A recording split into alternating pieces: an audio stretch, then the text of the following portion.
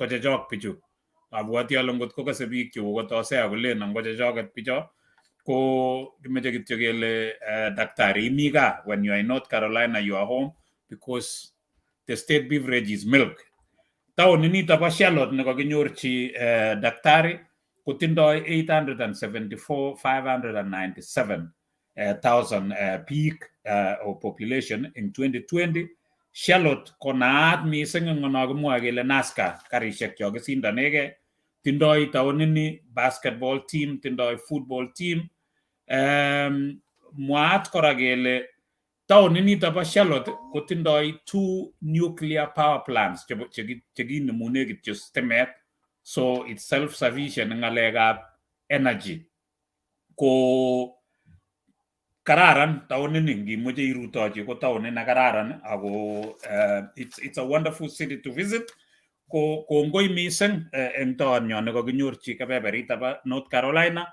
Ngimeche yenyo emetab America kitokchigei oloto ko kararan. North Carolina is a beautiful state. Mongen ale lene in engineer. Now that you've heard that they are 22 degrees and you are 30 and Ohio is 16, engineer will claim that Florida is better than North Carolina, but North Carolina is beautiful, and I will tell you Ohio is better. But all in all, we truly appreciate North Carolina. When you come to the United States and want to visit a state, you can visit the state of North Carolina. Kongoi mising taekyok agerok tugul jomito ageri Nicholas Lelei ko subech agerin kora Tabu mongen ale ngoni watching from North Carolina. I don't know who that is, but karibu. Agere kora biik karibu chebo North Carolina here, karibuni. Bowen karibu sana. Philemon Kurgat karibu. Paris Cherotich following from Trans Nzoia, karibu sana. Naona Phyllis Cherotich, naona Cheruyot Cleophas ambaye is following from I think Germany. He was one of our alumni in this program. Tunakukaribisha. Tunaona pia Elvis Kipto, karibu sana. Anatoa Loa Kabete, tunaambia wewe karibu. Naona Kibro Bennett watching from Parklands, Nairobi, karibu sana. Tunaona Twins Korir, Twins Korir following from SA. Nafikiria huko ni South Africa ama ni wapi. So tunaambia wewe karibu. Joshua Boit following from Eldoret Sports Club, karibu sana Joshua. Evans Kaitan following from Iten, karibu sana. Osea atatuambia kina nani pia wanatufuata kabla tujaanza program. Osea, I don't know who is still following us. I just went through a few. John Akoech anatufuata pia, tunaambia wewe karibu. Osea.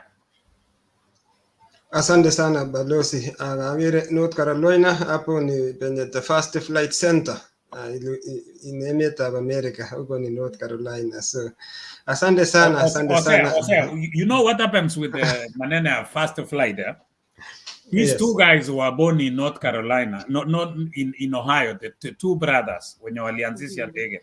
Yes. Wakatengeneza ndege yao Ohio, lakini sasa zile walitaka kufly, they were not sure whether this plane was going to take off.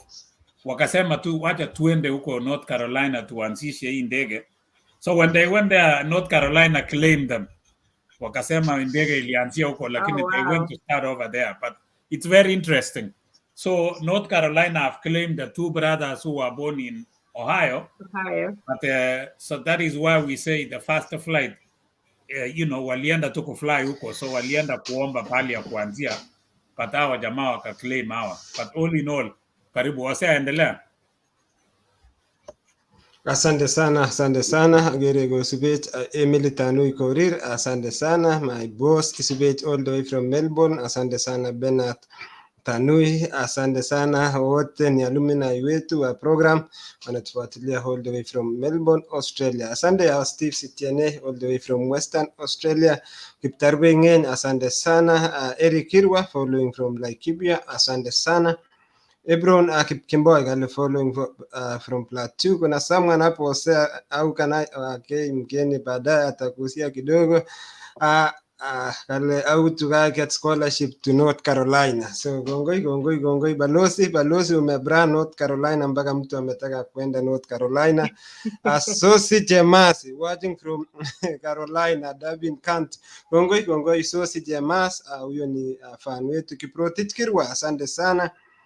Peti Chebet kale following from Kericho. Gongoi big up Kericho. Gongoi Kericho agere wako locked, wako tune na watu wa North Carolina. Big up North Carolina, kisema kitu kile mu like, mu subscribe, alafu mgeni akimaliza tupake wote tukiendelea na program yetu MB2 tukul. So agere chua arabet gongoi Jonah Koech, asante Jonah Koech Kosubech all the way from DC Limba Washington. Big tukul balozi agere kakoek locked kebeberwek tukul all areas yote iko represented na all counties Kenya iko represented. We will recognize as we proceed. Karibu balozi.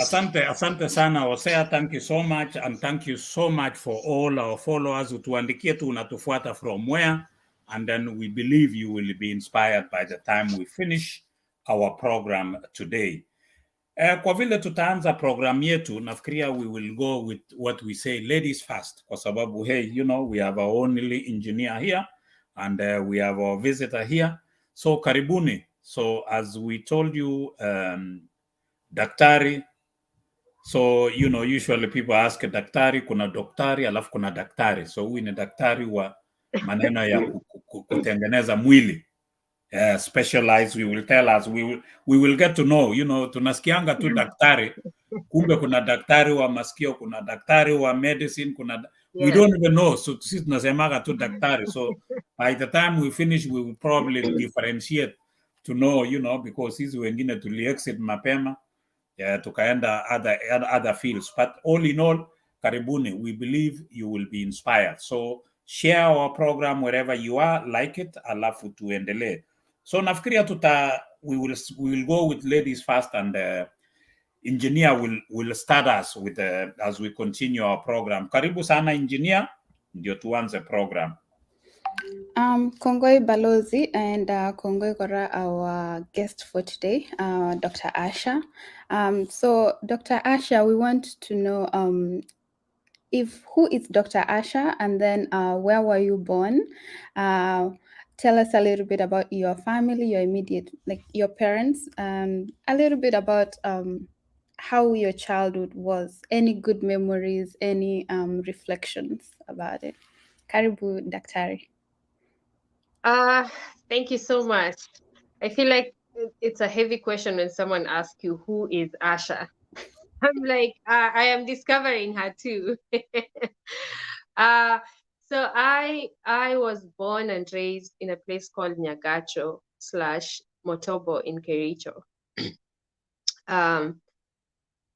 I was born. I'm the fifth born in a family of 7 kids. My dad, growing up, my dad was a taxi driver. He started life off as a matatu tout.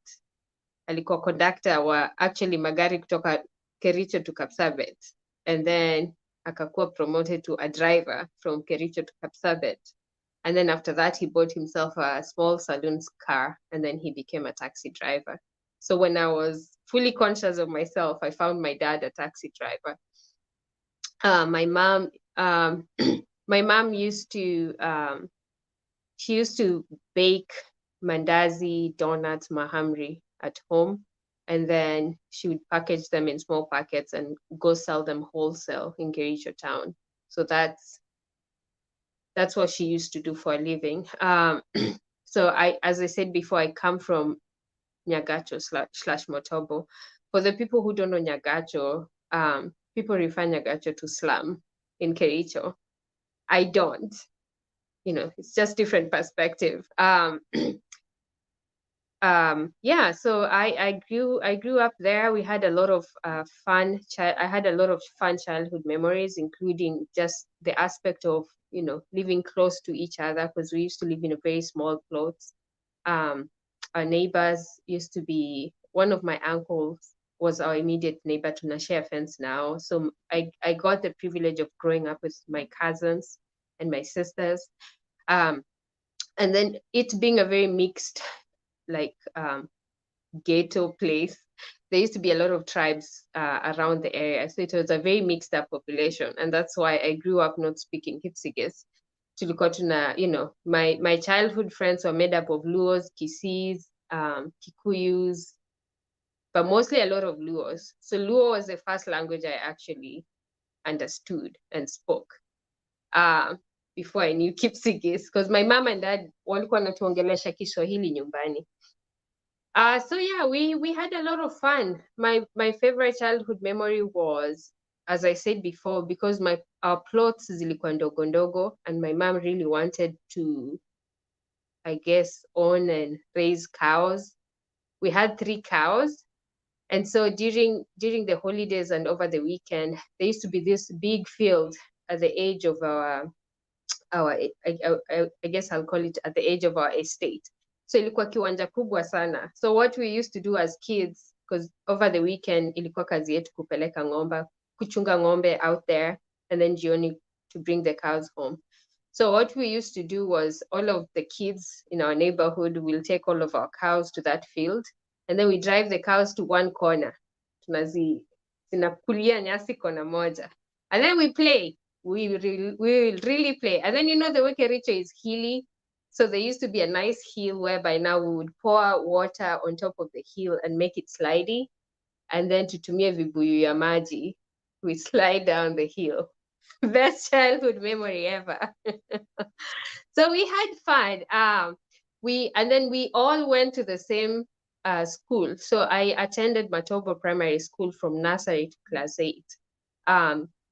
And the fact that Sisi, you know, all the kids in our neighborhood, we went to the same school, we never felt like we are coming from a poor, you know, a poor slummish area, because everyone, we were the same. Like, you know, at Viviatu, our clothes were not really new, and like we were okay. We were okay. Everything was fine. I would say, you know, we had food. We always had food in our home. We always had clothes to put on. And so I felt like our childhood was really okay. Like lots of fun, and having childhood play and just growing up in that environment was a lot of fun for us. So yeah, that was my childhood until when I was in class 6. When my mom was going to deliver his mandazi in town, unfortunately, someone hit her with a car, and she died. So I remember that day very well, because tulikuwa tunakuja nyumbani for lunch, and we didn't find mom, and it was more of, we found one of my big cousins. Tukamuuliza mama ako hapa, akatuambia, you know what, she had an accident, ako hospitali, and I'm here to take care of you, for you guys. You guys eat lunch and go back to school, and then we'll come and talk in the evening. So that's what we did. And at that time, it was just me and my 2 smaller sisters at home. All my 4 big siblings were in high school boarding school. And so we did that. We went back to school. And then in the evening, you know, I found my aunts at home and all that kind of stuff. And then my cousin volunteered to take me to go see my mama in the hospital. When the hospital, I literally remember the last time I saw my mom she was actually being wheeled into theater because she had sustained so much injury. And I didn't even say hi. I just remember seeing her being wheeled into the theater, and then that's it. Then we were returned home. And then that night, I remember, you know, just holding hands with my small sisters and praying for mom, and just telling God, I didn't want to cry today, and just telling God that, you know, take care of our mom.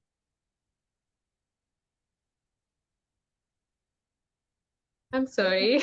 It's okay. Take your time. It's okay. I know this Kongoi is Hagere Big Jaisubets. Go ahead. Yeah, it's okay. It's okay. I'll continue with the story. Anyway, so at around 4 in the morning, my dad came back with all of my mom's stuff.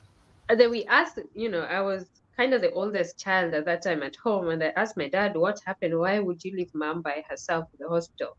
And, you know, my dad was like, yeah, you know, she had surgery and the doctor said she had to rest. And that's why we left her to rest. So, yeah. So I remember telling my small sister, yeah, we're grateful mom is feeling better.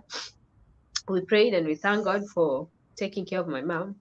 And then we went back to sleep. And then the next day, my cousin from one of my cousin from Kamobo, Ambassador Rono, one of my favorite cousin came home and took all of us, took me and my two smaller sisters, took us. She said she's gonna, we're gonna go out and have fun. And that we did. She took us for ice cream in Kericho town, tukapelekwa Arboretum. We had a lot of fun.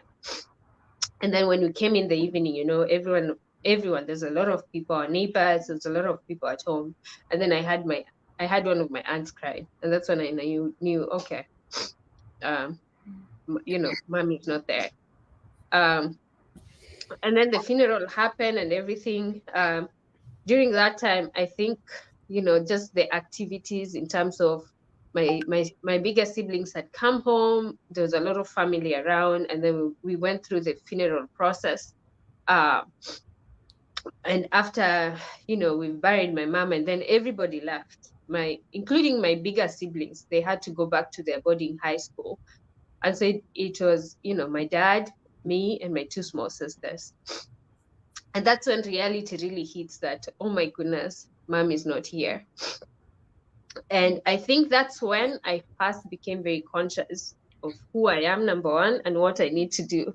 I really hated to see my small sisters crying. The fact that, home is no longer the same.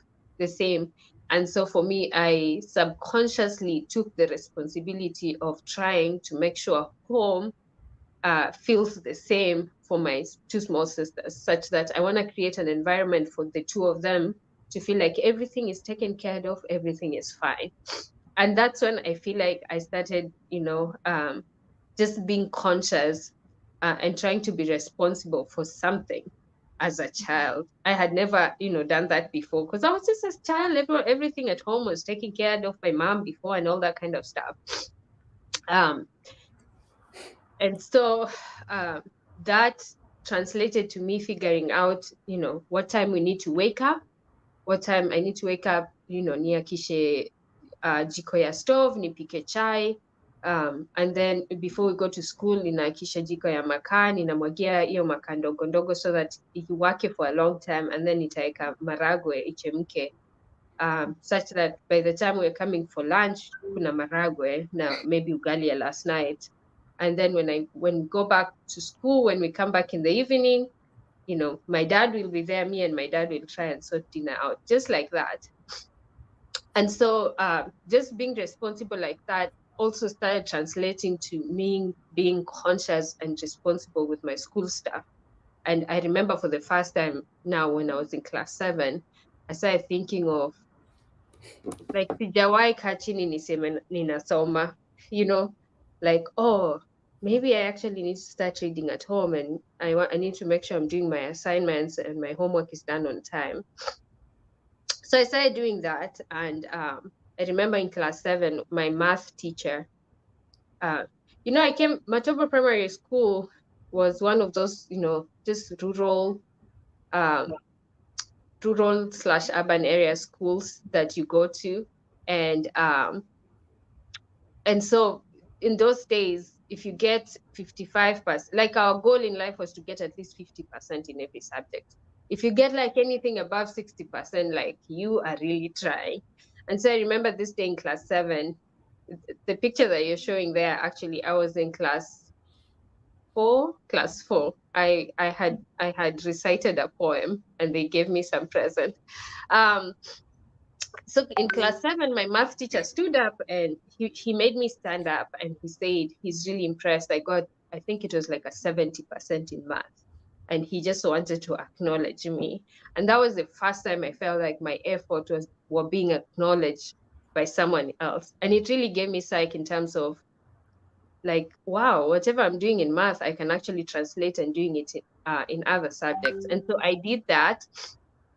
And by the time I was in class 8, my new life dream was to go to Kipsigis Girls, which was one of the best provincial schools in Kericho. Dr. Asha, Yeah. Allow me to interrupt. So did you have siblings? So I guess how old were you when your mom passed? And then did you have like all the siblings? It looks like you had to take up the responsibility, which is, I'm sure, a lot. And I guess how was primary school after that? And then I'll go to high school for you. Okay. And what did you score in each? Okay. I had, you know, we are 7 kids. We are 7 of us, and I was number 5. So when my mom died, I was around, that was in 97. I was 11 years of age. And my 4 bigger siblings, because I'm number 5, my 4 bigger siblings were in boarding school, high school at that time. So everyone was away. And I was essentially kind of like the first child now with my 2 smaller sisters. So after mom passing away, how was primary school life? I just became conscious. I feel like I just became conscious of my life and my surroundings. That's a picture of me and my mom.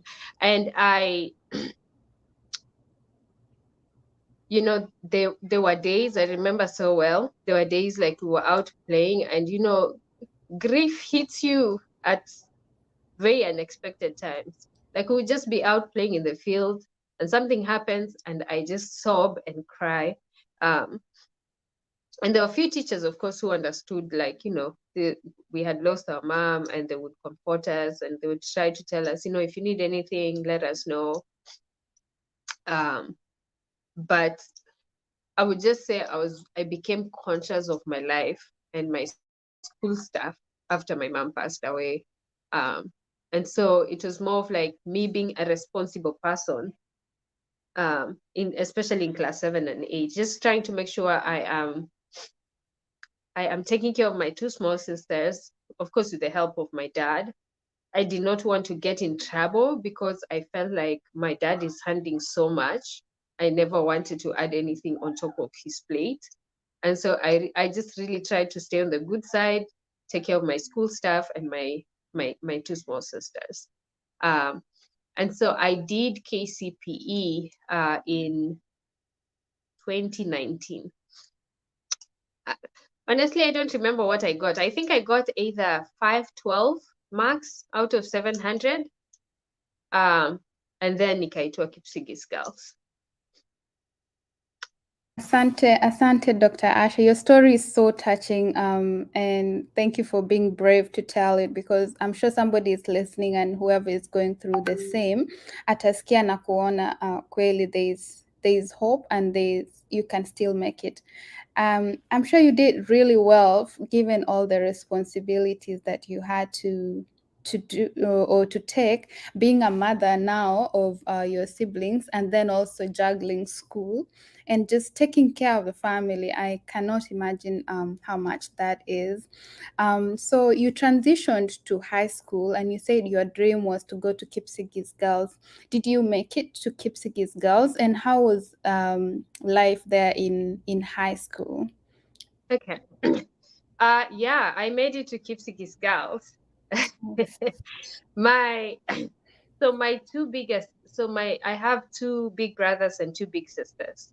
My 2 big sisters had also previously made it to Kipsigis Girls. So I was the third child, you know, I was the third girl from our family to go to Kipsigis Girls. So my 2 big sisters had paved the way. So I made it to Kipsigis Girls. The fortunate and the unfortunate thing was when I was joining Form 1, my big sister had just left Form 4. So still, my dad would have at that point 4 kids in boarding high school. And then, of course, my 2 small sisters.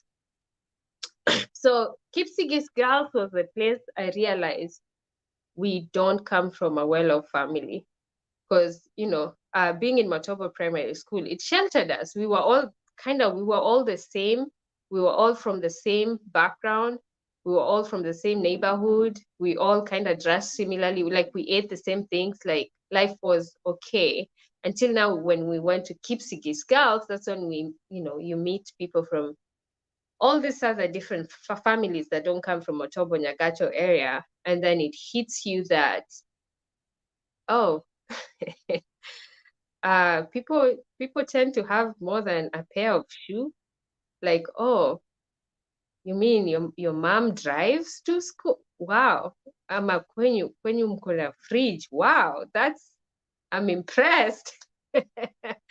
So it was then when I became also aware of that, maybe we come from not,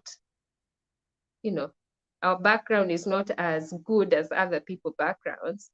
And so when I discovered that, and then, people from the girls who made it to Kipsigis Girls are coming from, this big, some really nice private schools in Kericho and some really nice public school, which was well performing.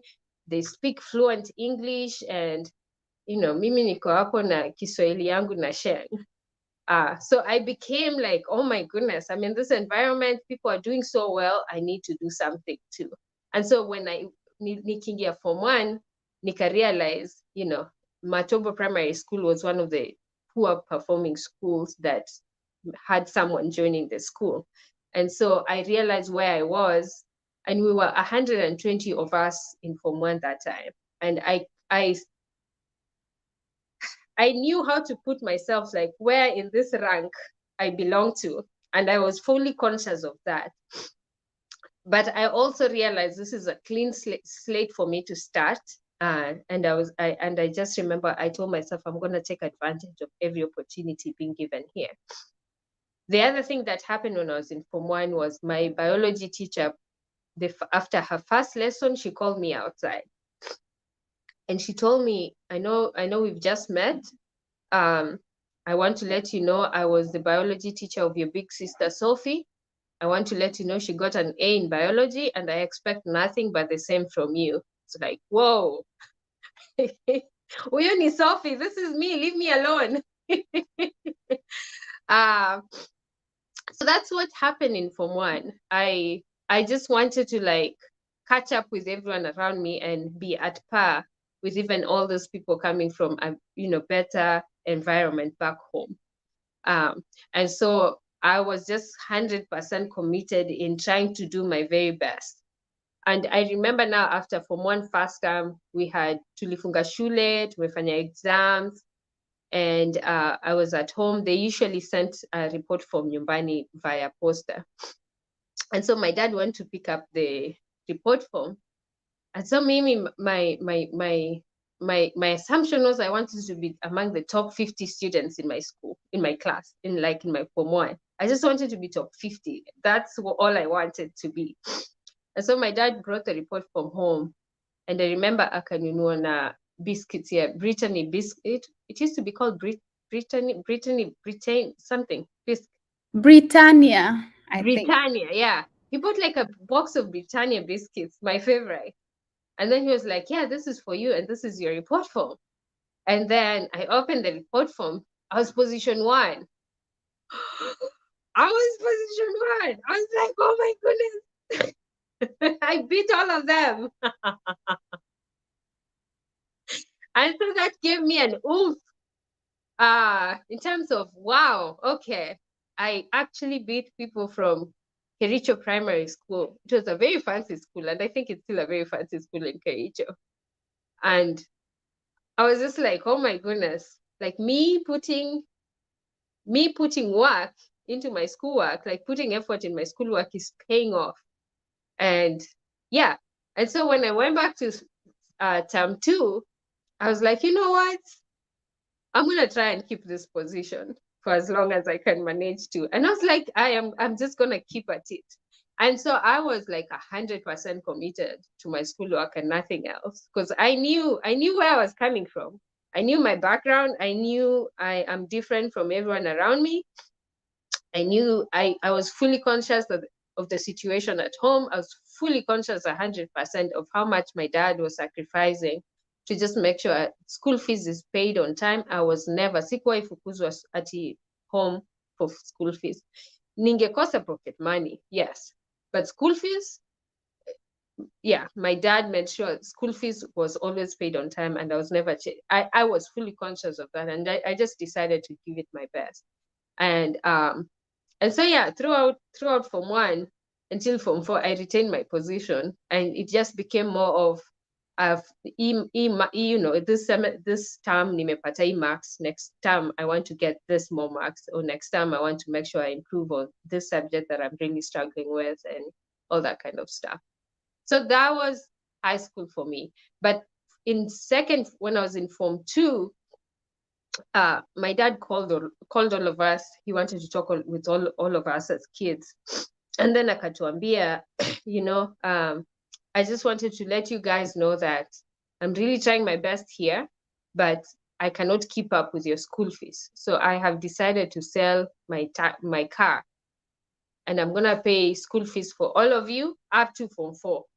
And all of you, I promise all of you, kila mtu atasoma mpaka Form 4. But I just wanted to let you know, guys, that after Form 4, everyone is for himself and God for us all.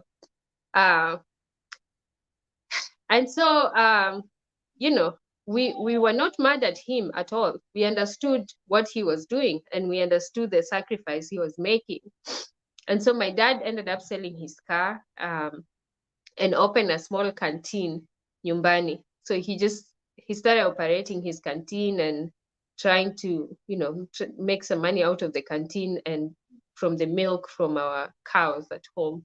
And so nikiwa hiyo Form 2, just having an understanding of, okay, the only opportunity I'm being given here is an education up to Form 4. I don't have anything else. I am not talented in other areas of my life by any means. Like, this is the only thing I have. And I'm just gonna run with it. I'm just gonna take full advantage of it and just run with it. Yeah, I would say that was how high school was. That was my memories of high school. I also want to mention that I fully appreciated, during visiting days, as my dad, father atakuja kama amebeba newspaper na maziwa pakiti moja. That's it. Which, I'm like, yeah, that's how my dad. So I want to publicly appreciate the family of my high school friends who would invite me to join them to have to feel like I'm having a normal visiting day of like eating homemade food, chicken, chapati, and all that kind of stuff. So I just want to fully appreciate that. Yeah, thank you so much, Daktari. Daktari, sorry, when you say at least dad used to visit you, for me, nobody came for the 4 years I was in school. So I would say you are better. At least, dad used to visit you. Mimi, hakuna mtu alikuja mpaka nikamaliza Form 4. Na Engineer Janet, I'm still waiting to hear what Daktari ended up getting, at Form 4. Ndio alafu ikampeleka wapi? Yes. So maybe I jumped the gun, Dr. Engineer. Yeah, I just wanted to say, Daktari, we share a lot of stories. When I came from a very village school, I did well too, and I went to Alliance, and there it's like, hey, watoto of ministers, watoto of PSs, and people who wanaletewa tent for visiting days. And me too, my dad used to come with his newspaper and one more thing, yogurt, and that's it. So I totally relate and I can understand, and I knew education was the only way out. And I just wanted to tell anyone who's listening out there, it doesn't matter where you come from, it doesn't matter where you begin, it's how you make use of the opportunity that you have at the moment and just make it work for you. Same for me, Daktari, like when I went to Alliance, it's like my goal was to just maintain my position, which was I think 46. Because we were ranked according to our KCPE results. And so that was always my goal, nisipite huko, and I did well, and that actually gave me some sort of affirmation and helped me navigate this other, we were not so well off too. So I can totally relate and just make use of any opportunity, whoever is out there. And go back to Balozi's And question. daktari and engineer Janet, tukifika hizo mashule, I was fortunate enough to go to St. Patrick's Iten. Unakuta Wait, that was a good school. watoto wa ministers wanabebewa. Yeah. Wacha wakifungua shule, unakuta mtoto anabebewa sanduku yake mpaka kwa dormitory. Wewe unakasana na yako unashangaa, who is this? Unaambia this is the daughter of the son of a minister. Unashangaa anabebewa mzigo mpaka kwa dormitory na analetwa na gari. Na sisi wengine tumekuja. There is a time I arrived, actually I ran from Eldoret mpaka Iten, nimekuja na mguu. Alafu huyu analetewa gari. I mean, you know, you look at it and you are like, wow. But all the same. So daktari, ulipoenda ukafanya hii, mwishowe ulipata nini kwa hii na ikakupeleka wapi? Okay. So nikiwa that time Kipsigis Girls, some of their best students used to get I think B+. And so when I was in Form 3, one of the girls that I used to know, she got an A-, and that really impressed me. I was like, this is now my new goal. A- is possible in this school. And also in Form 3, we did, I don't remember the name of the program, but it's an exam set for a multiple group of schools, and then you all sit for the same exams. It's just because a mock? It was a mock exam. Yeah, it was mock exam. Yeah. So we did mock exam in Form 3, and I remember very well. We had all these big schools in Kericho, and also Sacho Boys was among the groups of schools doing the same exam. And so my goal that time was I want to really try and get an A-, like the way Joyce was the lady who got an A- when I was in Form 3, like the way Joyce got an A- in KCSE. I just want to get an A- in mock exam. And so we sat for that exam. And then when the results came out, so they ranked everyone. They mix everyone up, and then they rank everyone. And so when the results came out, I remember our examination master, we used to call him examination master. He was my Swahili teacher. He came and pulled me out of class, and he told me, Asha, I want to let you know you're the leading student in this mocks exam. And I was like, oh my goodness. I think what really impressed me was I beat the boys of Sacho. Yeah, I was so impressed by myself. I was like, I beat the boys of Sacho. Good job, Asha.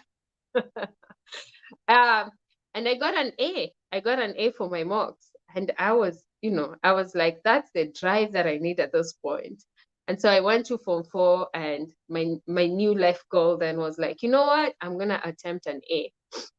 The only issue I had throughout high school was I was not really good in English. Gave me a lot of trouble. I was good in math. I was good in physics, and that could easily translate to me keeping up with chemistry and biology. But my favorite subjects by all means was math and physics. I struggled with English. At any point in time, I remember, if I did very well, I was like getting a B in English. And my English teacher kept telling me, whatever you're doing in this other subjects, please just do it in English. I'm like, I'm trying. It's not working. I'm really, really trying. And he told me, here's a strategy. It's your grammar that's not, you are struggling with your grammar a lot, but I think you're really good in literature. So I want you to, just go for the literature, go for the neck of literature, and it's just gonna boost your English score. And that's what I did. And by the time I was doing my KCSE, the best I had ever gotten in English exam was a B. I think it was like a B or a B+.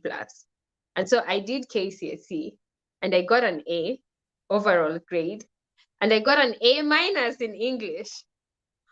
Miracle! I got an A- in English, and I think that really tickled me. And so I ended up getting I got A's in all my subjects except English A- and geography A-.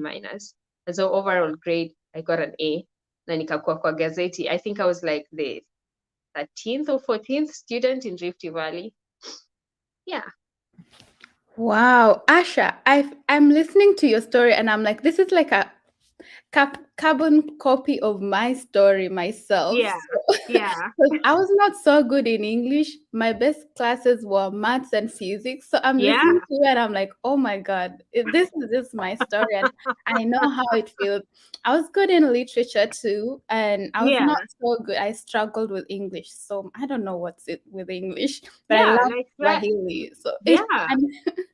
so but I guess I just want to tell any student out there, give it your best effort, and thanks to the teachers that really supported Yeah. your journey and also supported my journey. It's truly inspiring. And for any teachers out there, it means a lot, and it changes the lives of young children or young kids when you just believe in them, because Yeah. that it really changes their outlook and their perspective. And I just want to encourage any teacher out there to continue doing the same. And I'm really impressed, Asha, like celebrating the small wins and then setting new goals. I think that's another thing over here as we keep Yeah. going. And so you got an A in Kipsigis Girls. So was this the first A ever in Kipsigis Yeah. Girls? Because you said it was Yeah. in A minus. Yeah, Oh, it was wow. the first A. It was the first A. I was really, really tickled by it. But before moving forward, I just want, the way you say teachers make a lot of impact to us. I want to say I was very fortunate enough to have the same class teacher from Form 1 to Form 4. Her name was Mrs. Rotich. No, not Mrs. Rotich, Mrs. Kirui. And Mrs. Kirui understood where I came from. She would notice when I don't have things. And I just want to appreciate all the time she took to even do small shoppings for me. I felt like I had a mom in high school through my class teacher. And my biology teacher also, she kept reminding me, like, I know what you can do, and this is my expectation of you. And it felt like, someone has actually, I felt seen. That is how I can say in high school. I felt seen by my teachers, and it gave me the motivation to keep going. Them just acknowledging that I see you, and this is my expectation of you that we have for you. I don't know. It just validated me and gave me the motivation to keep at it. And so here's the story now. When I finished, when I got an A, we were so happy at home, gazeti tukanunua. My dad akabandika hiyo gazeti kwa ukuta in our living room. We had a small party at home and we were so excited. And then after all the celebration is done and everything has dwindled down, we're back now to, normal life setting. And daktari, gari imeenda, so si gari And ilienda, gari ya dadi ilienda. Yep. And so we're back to normal life setting. And so my dad called me aside one of the, after everything has settled down. So my dad called me aside and, in just, not in a bad way. My dad told me, like, sasa mam, umepata A, na unajua sina pesa ya kukupeleka shule. What do you want me to do? And it wasn't like, he wasn't like, mad at me for getting an A. It was more of like another reality check. Like, here you are, you have exceeded my expectations. I just want to remind you, I am still the same person without money, and I don't know what I can do for you. So I told him I'm gonna try and look for a job and then to apply help, and just figure that out. So I ended up getting a job as a surprise as an English teacher in a private school near our home. So I was a class 4 and class 5 English teacher in a school called Mlimani Grammar School. It's a private school near our home. And I made a little money out of there. And the plan was to save as much as I can for the, that 1.5 year period before, after finishing high school and joining campus. At that time also,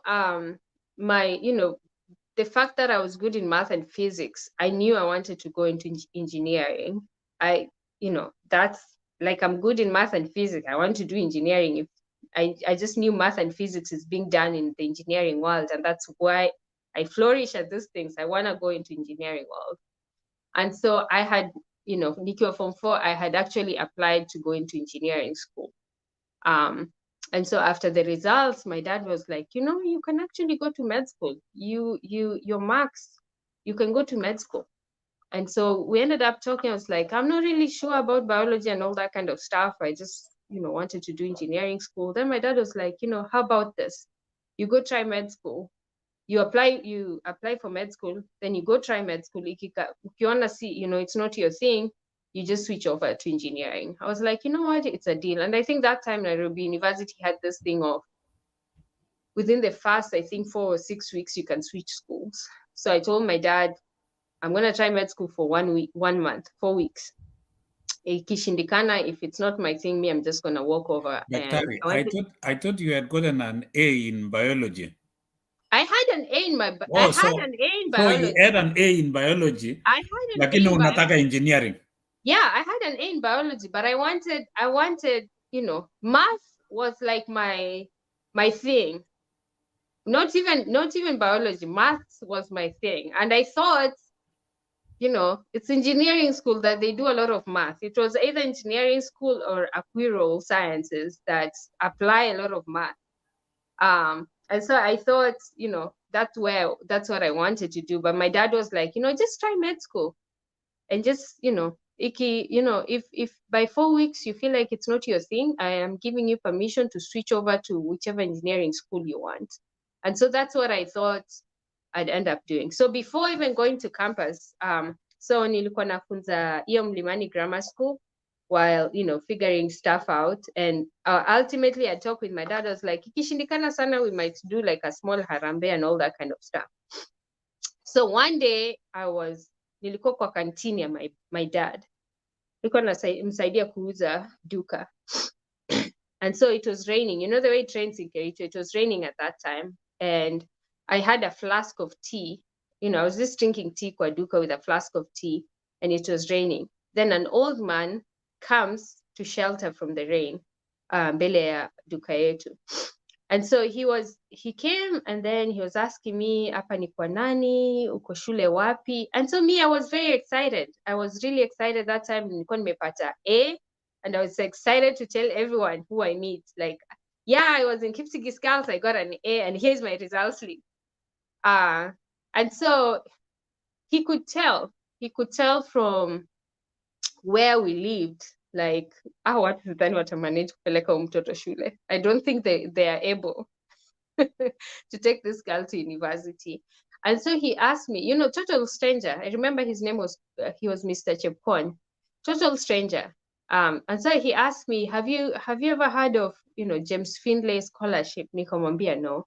Akaniambia, I'm not really sure if the application season is over, but here's what I can do for you. I want you to write a small letter of need, you know, just saying the need. And then I want you to give me your results slip, and then I will try and see if I can go hand over your application. I was like, cool. And so Mr. Geoffrey Chepkon, total stranger. I don't know him. He was just passing by and he was sheltering for the rain. Total stranger took my results slip and my letter expressing the need. And then the next thing I hear is I'm getting a letter from James Findlay, the tea company, inviting me and my dad for an interview. And so we went for the interview. And then the next thing is I got a scholarship. I got a scholarship to go to med school.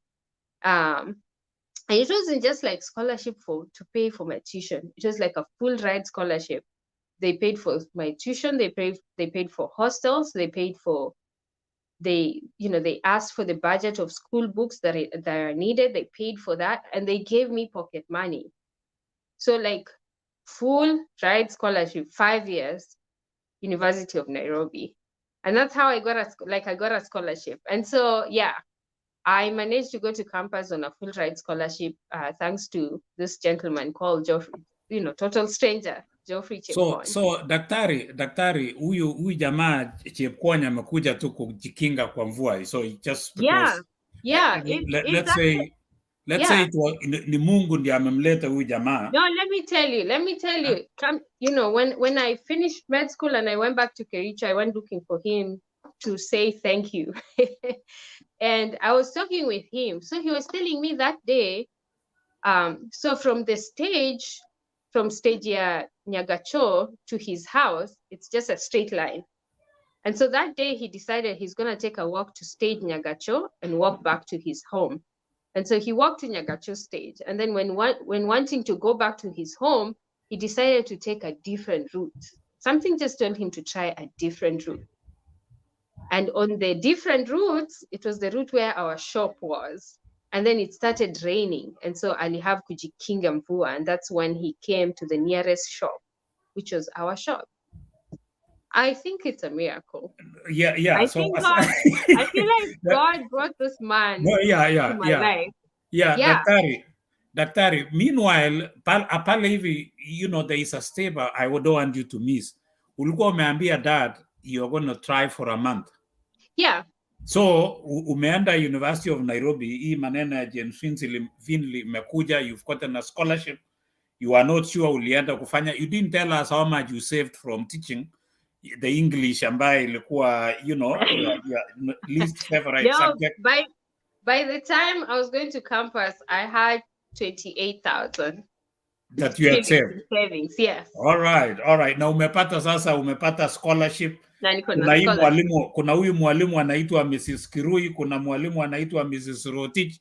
I hope they are watching, and if not, we would like at some point in life we get in touch with them so that waambia something. No, I on my next Kenyan trip, I'm definitely going to look for my class teacher. Yes. And my biology teacher, her name was Mrs. Sawe. She's the one who pulled me in class in Form 1. And unfortunately, I think she passed away a few years ago. She's one person that I would continuously want to call upon and say I appreciated her. Wow. Asante, Dr. Asha. Quite an incredible story. So after campus, we find you in North Carolina. But before you answer that, I think I'll ask Hosea to just recognize our followers so far, and let's see, is anyone getting inspired? I see a lot of people saying they're really inspired. Your story is very touching. Karibu, Hosea. Asante sana engineer na daktari. Kabla nije recognize watu ambao wanatufuata, ningependa tupate a little bit neno kutoka studio, alafu tupate kuendelea.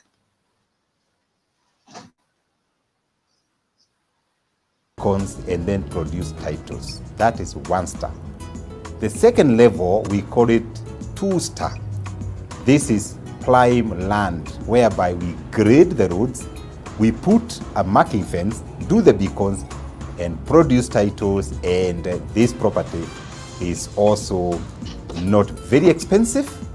It's slightly above the bare land.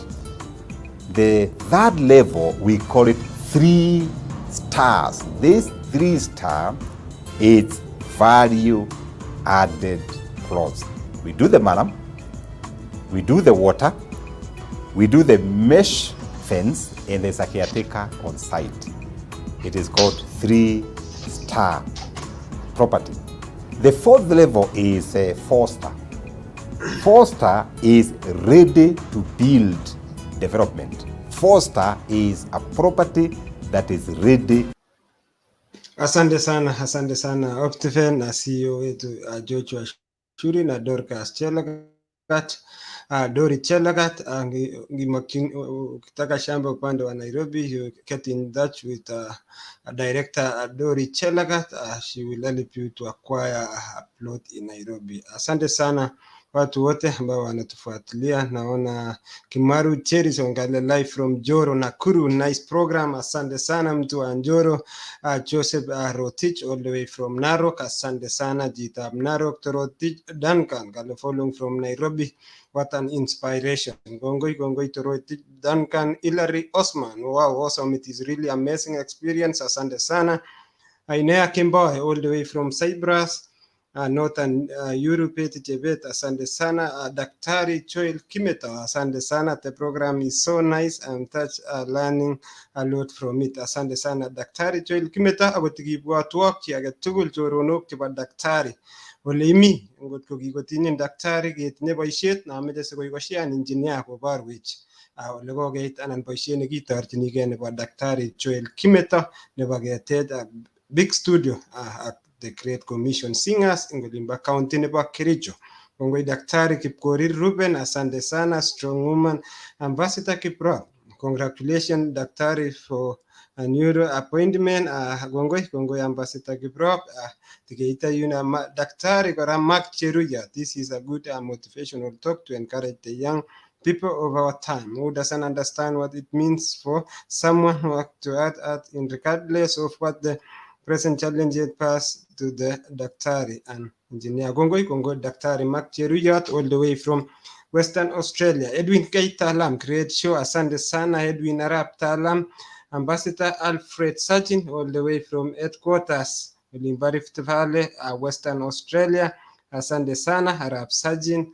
Gunyor Salamu, Daktari Lilian Jeru Kalle following from diaspora. Ben Pirir, tune in inspiration Philemon Kurgat ak picture changa bisa teisube chingem Brani Mwalimu Eric Maraba, asante sana Mwalimu Eliovas Kigen, amazing story. Dr. Asha, so inspiring. Huyu ni Kigen, asante sana na team wote wa Adelaide South Australia. Amete kityo tikibwatwa koshian o laikan show nenyo ako laikan our page or subscribe and our YouTube Igere Nee Chitab Kalenjin. Osea, kongoi. Agere biik chechang Osea chakasirin kole, you know, a lot of people, Daktari, are inspired by your story, you know, your story. Dori Chelagat, you know, kina Lili Korir, wote wanasema proud of you Asha. Kiprotich Mutai amesema hakuna kitu anaongeza tu, amesema good. Kuna Peti Chebet ameongeza neno moja hapa, hata sijui ni nini, lakini wote wanasema God is good. Kuna mtu anatoka upande wa Njoro, wote are like, you know, very very inspired. And Osea, endelea, you know, watu wengi hapa hivi are following. Somebody Joseph Rotich from Narok, Kiprotich Duncan from Nairobi, wote are very very, you know, wanasema really amazing experience and story. They are touched. So endelea Osea. Asante sana Balozi, nimepata ujumbe kutoka Rubani Paul Chepkwony. Rubani Chepkwony anatufuatilia, asante sana Rubani. Amesema daktari aongera, asante sana Rubani. Rubani yako chupa na anatufuatilia. Hospital Kipchumba, asante sana. Daktari Sambu all the way from Matobo anatufuatilia, akasirwa Isibet. Kongoi daktari, I think ni jirani wa Aisha na watu wengi ambao wanatufuatilia usiku. Franklin Pet, asante sana. Wasiri anatufuatilia, nimepata ujumbe yake, ako nasi from beginning to the end. So Balozi, sitige recognize and ketesetai as we progress. Kongoi, abwati ale kakibwa kamasta ng'ung Osea iteb tebutiet neisubi as we continue. A lot of people are following and they are very very touched. And really Asha, it's very inspiring, you know, the way God can never leave you. You know, Mungu, hata saa zingine when things are, you know, like completely not there, anaweza kulete mvua, analete huyu jamaa anaitwa Fred Chepkwony, wherever you are, we want to thank you. You know, like Mungu alikulete through mvua and God can use anything. So alikufanya ukamizi yo penye ungeenda kupandia gari, ukapitia huko, ukapitia kwa duka ya Asha, ikanyesha kwa Asha, and then you got the story. And then Asha is we are not yet finished with the story, lakini tutaona vile mvua ilifanya mpaka penye Asha amefika. Osea, karibu.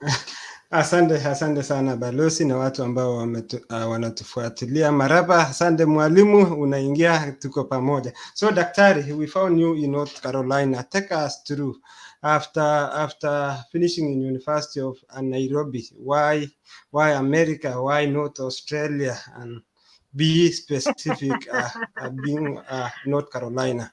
And then the second question, and you can take us through how was the process of transitioning to US.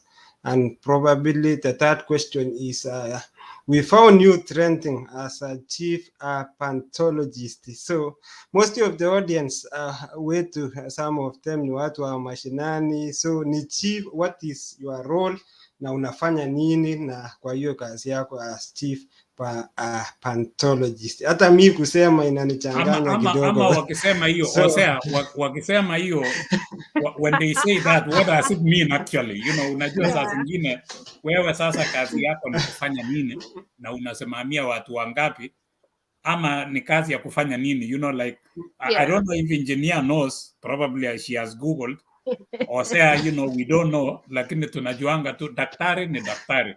And sometimes we don't even differentiate between a doctor of PhD na daktari ambaye amefika your level. So utuambie hii, you know, separate for us so that we know. Okay. Okay.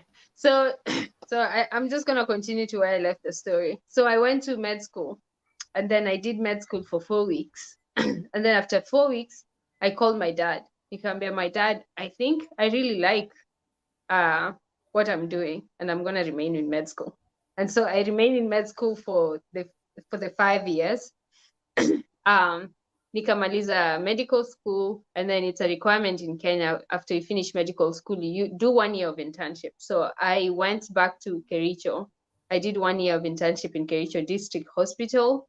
Kumaliza internship, I practiced there as a general practitioner for 1.5 years in Kericho District Hospital. So I was very privileged to be at home and working at home. And that's when I also went back to see Mr. Geoffrey Chepcoin and to tell him thank you for the part he played in my life.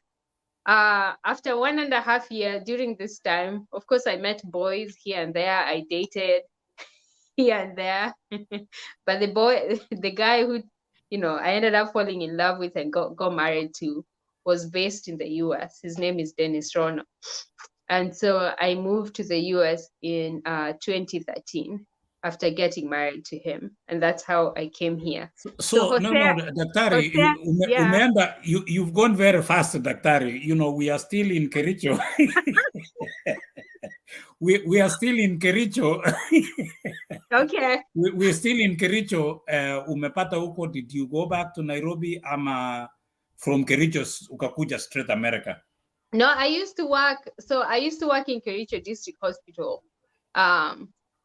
As what they call in Kenya, we call, my position was called medical officer. So I was just a general doctor in Kericho District Hospital. I worked there, and at that time, my assumption was if I go back home and work from home, I can get to live with my dad at that time and be able to support my immediate family while working in Kericho. So Daktari, so ukitoka university, let's say umemaliza sa medical school. Umeenda hiyo inaitwa internship ama unasema ni 1 year. Yeah, so 1 year. When you go there, they posted you to Kericho? Yeah, they retained me. Okay. So after 1 year of internship, they retained me as one of their doctors in Kericho. Okay, in Kericho, yes. Yeah. So I essentially remained the same place where I did my internship for 1.5 years. And then I got married in December of 20. Uko Kericho, huyu jamaa showed up from the US, alikuwa amekuja holiday ama you know, he just showed up in well, utaki nipite hiyo story. You just want me to say your story. No. So okay. So you know, in high school we used to have brother school, you know. Oh yes. So yeah, so I was in Kipsigis Girls. We used to have like brother school. Our brother school was Kericho High, but then there are other boys high school around us. One of them was Litain High. And my husband used to be in Litain High. We never knew each other in high school though. And so when I went to campus and this thing called Facebook came around, mimi nikajipata kwa Facebook. And that's how I met him. I met him on Facebook. We became friends on Facebook through, you know, let me share the story now that you put me on the spot.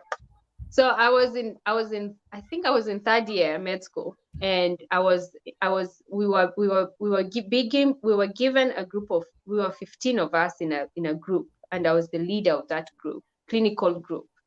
And so we were figuring a way of me communicating with the group on how, you know, I can communicate with them in terms of classes and schedule and all that kind of stuff. And so we decided there's this new thing called Facebook. We're going to create a Facebook group for our group, and I'm going to be sending updates and information through the group. And so one of the people in my group was called Dennis Rono. And so I had to send a friend request to him so that I can be able to make him join the group. And so when I typed Dennis Rono on Facebook, you know, this other handsome Dennis Rono popped up, and I was like, oh. So I sent 2 friend requests that day, the Dennis Rono in my class and this other Dennis Rono. And so he wasn't a doctor. We are alitokezea tu by no. Asante. He was just a cute boy I saw on Facebook, and I sent him a friend request. So ikawa tu ni kama ile mvua ilinyesha for this guy. Okay, yep. You know, so okay, mvua ikanyesha. Yep. He appeared. Okay. Yep. So I did send the friend request, and then he sent, I just want to keep the record straight. He sent the first message to me of hi. And I will say the rest is history. Okay, sawa, we leave it at that. We will. So daktari, so so amekuja US, and you know, ukawacha kazi. Yeah, so Dennis that time was in the military. So he was actually in Fort Bragg in North Carolina. Military in the US, not military in Yeah, he was in the military in the US, and he was based in Fort Bragg in North Carolina. So when I got married, I understood that I had to relocate. And so so I relocated here in June of 2013. And so I was so excited to come to the US and so ukawacha ile kazi ya Kericho. Yeah, so I had to quit everything and permanently move here. Okay. And so I never knew, you know, like the way we sell America to other people in Kenya, they see very fabulous pictures of us playing with snow and us, you know, in very clean paved roads and very beautiful cars and a beautiful backdrop. I was so excited to come here. You know, I was coming to the land of milk and honey. And so I got here in 2013, June 2013. And so the first thing was for me to discover, how can I transition as a medical doctor who is Kenyan trained to the US system? I didn't know that one. I didn't know how to do that. And I found myself in a position whereby I had to seek for help and ask for help.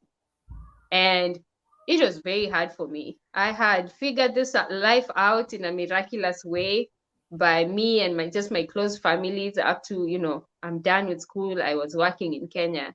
And then now I'm here in this foreign land. I have no idea on how to proceed.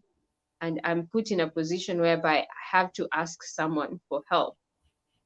That was very hard. And that was something new that I had to learn. And so I reached out to just talking with people and like, do you know anyone, any medic? I reached out to one of my classmates from University of Nairobi Med School. I had 2 of them who had actually transitioned successfully to the US. And so I reached out to them asking for guidance of like, okay, what do I need to do? What, you know,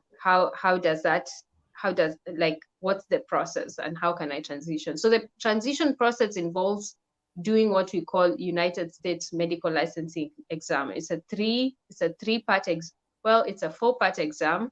And then once you do that, you're combined with medical school graduates from here, because they also do those exams, and then you're combined with them, and then you compete for what you call residency spots. Residency is a specialization program. So in America, you cannot practice as a general practitioner. You have to specialize in a particular field of medicine. So what they do, they take international medical graduates who've done these exams, and then they combine them with people who've just graduated from medical school over here, then you're combined together, and then all of you compete for some specific spots in residency. And so I understood the process, and I was up for it. I did my licensing exams. Unfortunately, when I did my final licensing exams, I had the shock of my life. I failed. And that shattered me completely. Because you can imagine, you are trying, you as an immigrant, to compete for the same spot as the graduates from here, and you failed an exam.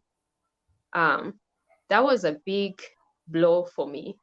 And I was very, very devastated. I even considered to move back home because I never knew, I didn't have like a plan B, like what will I do if I don't do this medicine here? And I have failed an exam, and it goes to my records. In my records, it shows that I failed step 3 on my first attempt. And so I just applied for residence even with a failed step.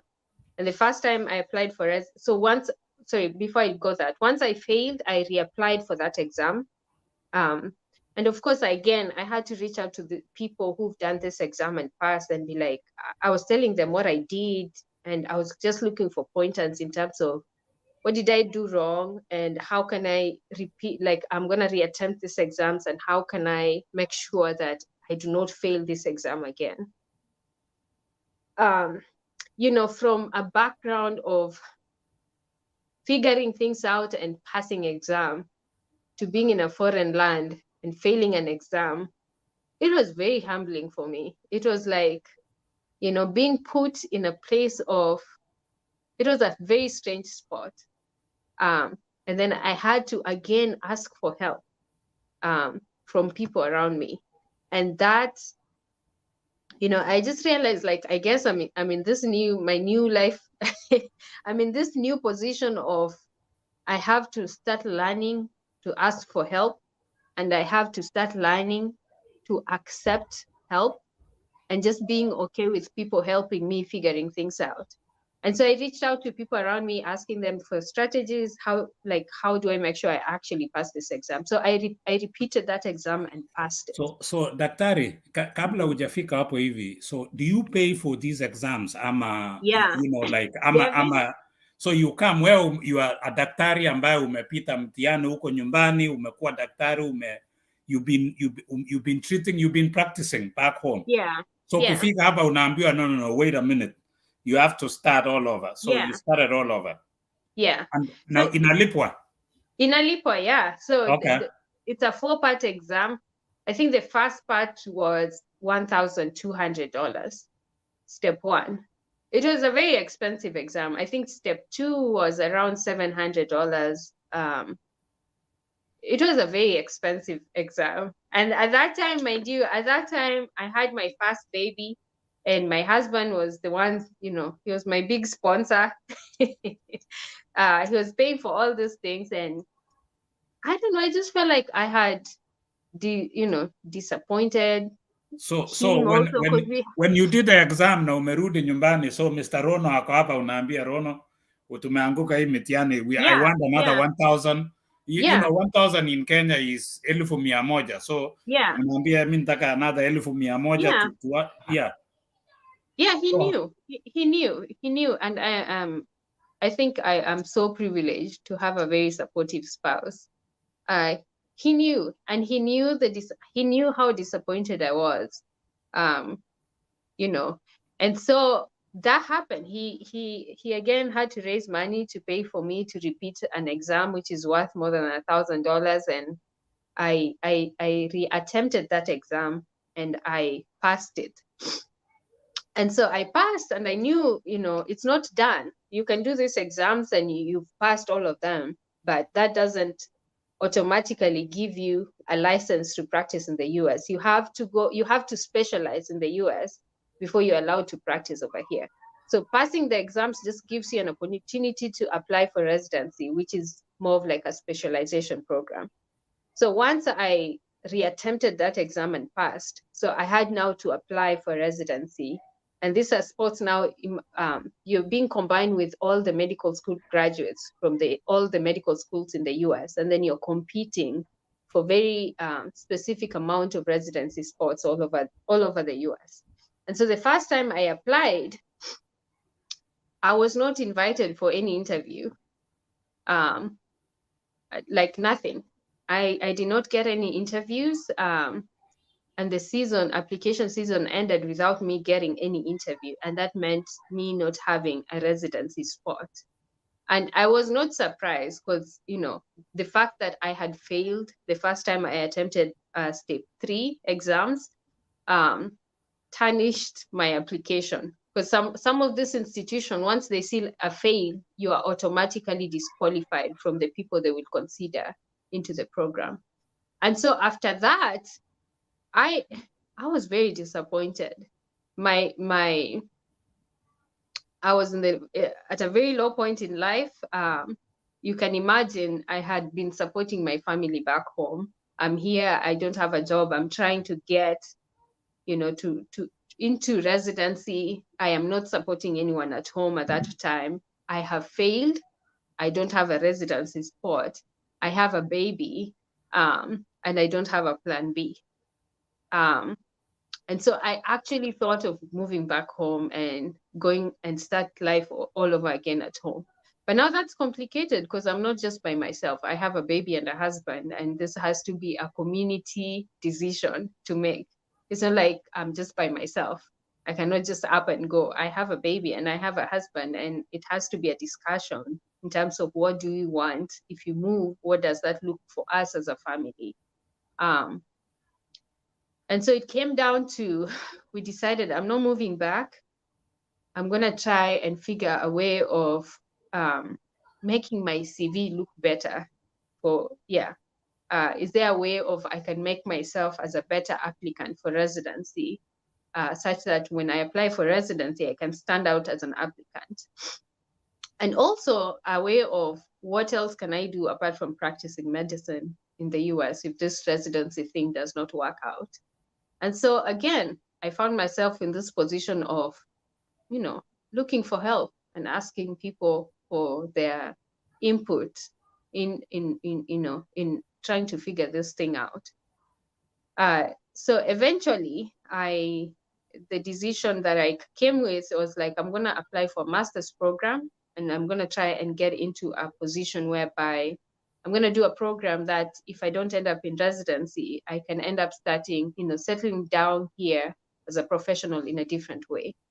And so that's how I joined Duke University, and I did masters in clinical informatics.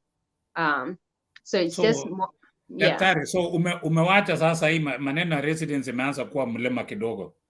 Ukaamua kwenda shule. Yeah. Okay. So I applied at Duke University. I did what we call masters in clinical informatics. It's more of like application of IT in medicine. So I thought with my medical background and, you know, IT, I can try and pave my way through that and establish myself in such a way that, and also my other goal was just to, if I add that as a sentence in my resume, maybe in the next application season for residency, I can apply and, you know, make me stand out as an applicant. And so I did that for 1 year, and immediately after I graduated in August of 2016, the residency application season happens every year in September. And so immediately after I graduated with my master's, I applied for residency again. And so I remember I applied for 15 programs, and this time round I got 12. I was invited to 12 programs for interview. So after doing this? Yeah, after doing this, which it made a huge difference for my application. So if I'm hearing you clearly, Daktari, ni ile tunaambia watu mlango ikifungwa jaribu kupitia dirisha kwa sababu ukikaa huko ndani utaungua. So somehow you have to get out somehow. You have to figure your way through. And for me, I was just looking at it like, first, can it make my chances of applying into residency better? And number two, if it does not work out for residency, can I get a job with my medical background and with this master's program? And so when I was applying for residency, the second time, I was also applying for jobs in informatics at the same time. And so the first place that I interviewed with residency, it's a university called East Tennessee State University in Tennessee. And so that was my first place to interview. And the idea is usually they invite people to come for the interviews, and then the following year in March, you rank different places. So if I've interviewed in 12 programs, I have to rank them. Like, this is my first spot, this is my second, I would like to be here, this is my second choice. This is like, you rank it. And the programs also rank the candidates they've interviewed. And then they use this system whereby you end up getting a position whereby you match with your rank. So if I rank a position as position 1 and they've ranked me as their first candidate, I automatically get a residency position in that institution. So that's how it normally happens. So I knew I was gonna go for interview in these 12 programs and then end up choosing which program I want to rank first. But when I interviewed at East Tennessee State University, they told me, we actually have, we want to pull you out of March and we are offering you this position. And so me, from previously not even getting an interview, I was like, you know what? I'm not even gonna think about it. I'm gonna take the position. And I took the position and pulled me out of the interview process and the match process, and then ended up at East Tennessee State University for residency. So Daktari, so you said 15 of them, you applied 15, ukaitwa 12. This is the second trial. Yeah, this is the second trial. And then Daktari, so bado tuko North Carolina, you remember you were still in North Carolina. Yeah, we were. Sasa huko unaenda Tennessee. So muliama wote ama what happened to the kazi ya mzee? So by the time I was applying to join Duke University for my master's program, his contract with the military ilikuwa imeisha. So he had an option of renewing his contract with the military or getting out of the military. And us being a young family, me trying to settle in here, I really needed help with. I couldn't, if he gets deployed, mi nitabaki na mtoto, and I had to figure that. So it was easier for it. It felt like it was high time for him to get out of the military, such that he's now available for us as a family, and him transition to something else too. And so by the time we were in Raleigh-Durham area, Duke University, my husband had just gotten out of the military, and me, I had started school. And so when I got a position in Tennessee to Kahama Wote, we were able to, all of us, move to Tennessee. Oh, so okay, so tumehama sasa, tumefika Tennessee. So now we're in Tennessee. Yeah, and pongezi daktari kwa sababu, you tried, mara, the first time it didn't work, ukaenda, strategize, ukakuja, you realized that it's good to go to school. Always, you have to improve yourself. Yeah.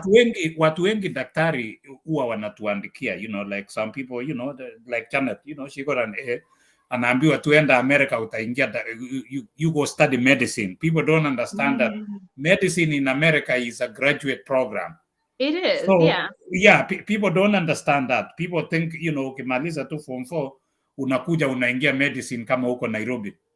Lakini in America, it's a graduate program. Yeah. So, but daktari, sasa umetoka, you've left North Carolina, umefika Tennessee. Yeah. Na tumekupata sasa, and still we found you sasa tena in North Carolina. So, just take us through now Tennessee. Tennessee for how long? What did you do in your first job ile umefanya? Alafu, how did you end up now in North Carolina again? Okay, so in Tennessee, I joined, it's a 4-year program. It's a specialization program. So the field of medicine has different, different specialties. The ones we know of is daktari wa watoto, wanaitwa pediatricians, daktari wa surgery, wanaitwa surgeons, daktari wa mama, wanaitwa, obstetrician and gynecologist. And so what I ended up specializing in is something called pathology. pathology in essence is diagnostic services. We are the people who would look at people's small little bits of tissue, what we call biopsies. We look at it under the microscope and determine this is cancer or not cancer. That's just the simplest way of me explaining what pathologists do. And then in the field of pathology, I feel like every time I tell someone I'm a pathologist, they feel like, oh, I'm just doing postmortems the entire time. So they're like different fields, even within pathology itself. The main part is diagnostic services. And as part of diagnostic services, there's also the laboratory part of it, whereby every test that happens in the lab has to be done in certain standards and making sure that the values being given out, it's actually real values, and how does that translate in terms of reference ranges. So mtu akikuja apimwe, let's say sukari, and then waseme high, you have high sugar levels. We determine like the reference ranges so that when we say someone has high sugar level, we know if based on their age and all that kind of stuff, their sugar is actually high for them. And just making sure that we're actually giving you the accurate test results. That's a lab part of it. And then there's the diagnostic services part of it, which I say that's what I mostly do. Is so if someone has let's say if someone has a growth, in their hand or something weird happening in their skin, then they go to their primary physician who say, we're going to take a small bit of it, which is called a biopsy, and then we're going to send it to the lab. So when they say they're sending it to the lab, they're essentially sending it to me. And what happens is we process that into what we call a glass slide, and we look at it under the microscope. And so it's my work to look at pieces of human being under the microscope and say, this is normal or this is abnormal. And if it's abnormal, what is abnormal about it? It's cancer, what kind of cancer it is. And then we also work with what the field of medicine called radiology, which is the doctors who specialize in interpreting images such as X-rays, CT scans, and all that kind of stuff. We work together with them, and if we say someone has cancer, what stage of cancer it is. So I will write a report, and we work together with the radiologist, and we come up with like the staging of cancer. That's when people would say, we are gonna stage 4 thyroid cancer, or we are gonna stage 4 this kind. So we do that stuff, and then we work closely with a field of doctors called oncologists. Oncologists are medical doctors specializing in treatment of cancer. And so those are the people I work closely with. And so 4 years in Tennessee, I did pathology, general pathology, so all the field in pathology, including autopsies. And then after I finished 4 years in University of Tennessee, I went to Medical University of South Carolina, and I did a subspecialization program called hematopathology. So mainly diagnosing cancer that involves blood and just blood. So mtu akisema blood cancer, there are like different kinds of blood cancer, and I subspecialize in making the diagnosis of blood and blood cancer in simple terms. And so I did that and graduated last year in December. But before I graduated, I knew, okay, now this is the end of my training. I need to look for a job. And so I started applying for jobs last year in June. I went for interviews and applied for different jobs. And so this job is based in North Carolina. I understood what it entailed. You're gonna do your pathology work, which is the diagnostic services, but you're also gonna be the laboratory, the medical director of the lab. So you're overseeing the lab. You're the overseer of the lab in terms of making sure everything is running efficiently in a very diagnostic manner, and making sure we're very patient-centered lab. And then also being also a chief pathologist, meaning you're the lead pathologist in that hospital. And so I interviewed in different places, including this one, and I felt like this position best fit with what I wanted out of a job. And so I accepted the position, and I started in January this year. I've been here for 4 weeks now. yeah, and that's when we moved now from, we were in South Carolina, Charleston, South Carolina for 1 year when I was doing my subspecialization program. And then now we've just moved here to North Carolina as I took up this position.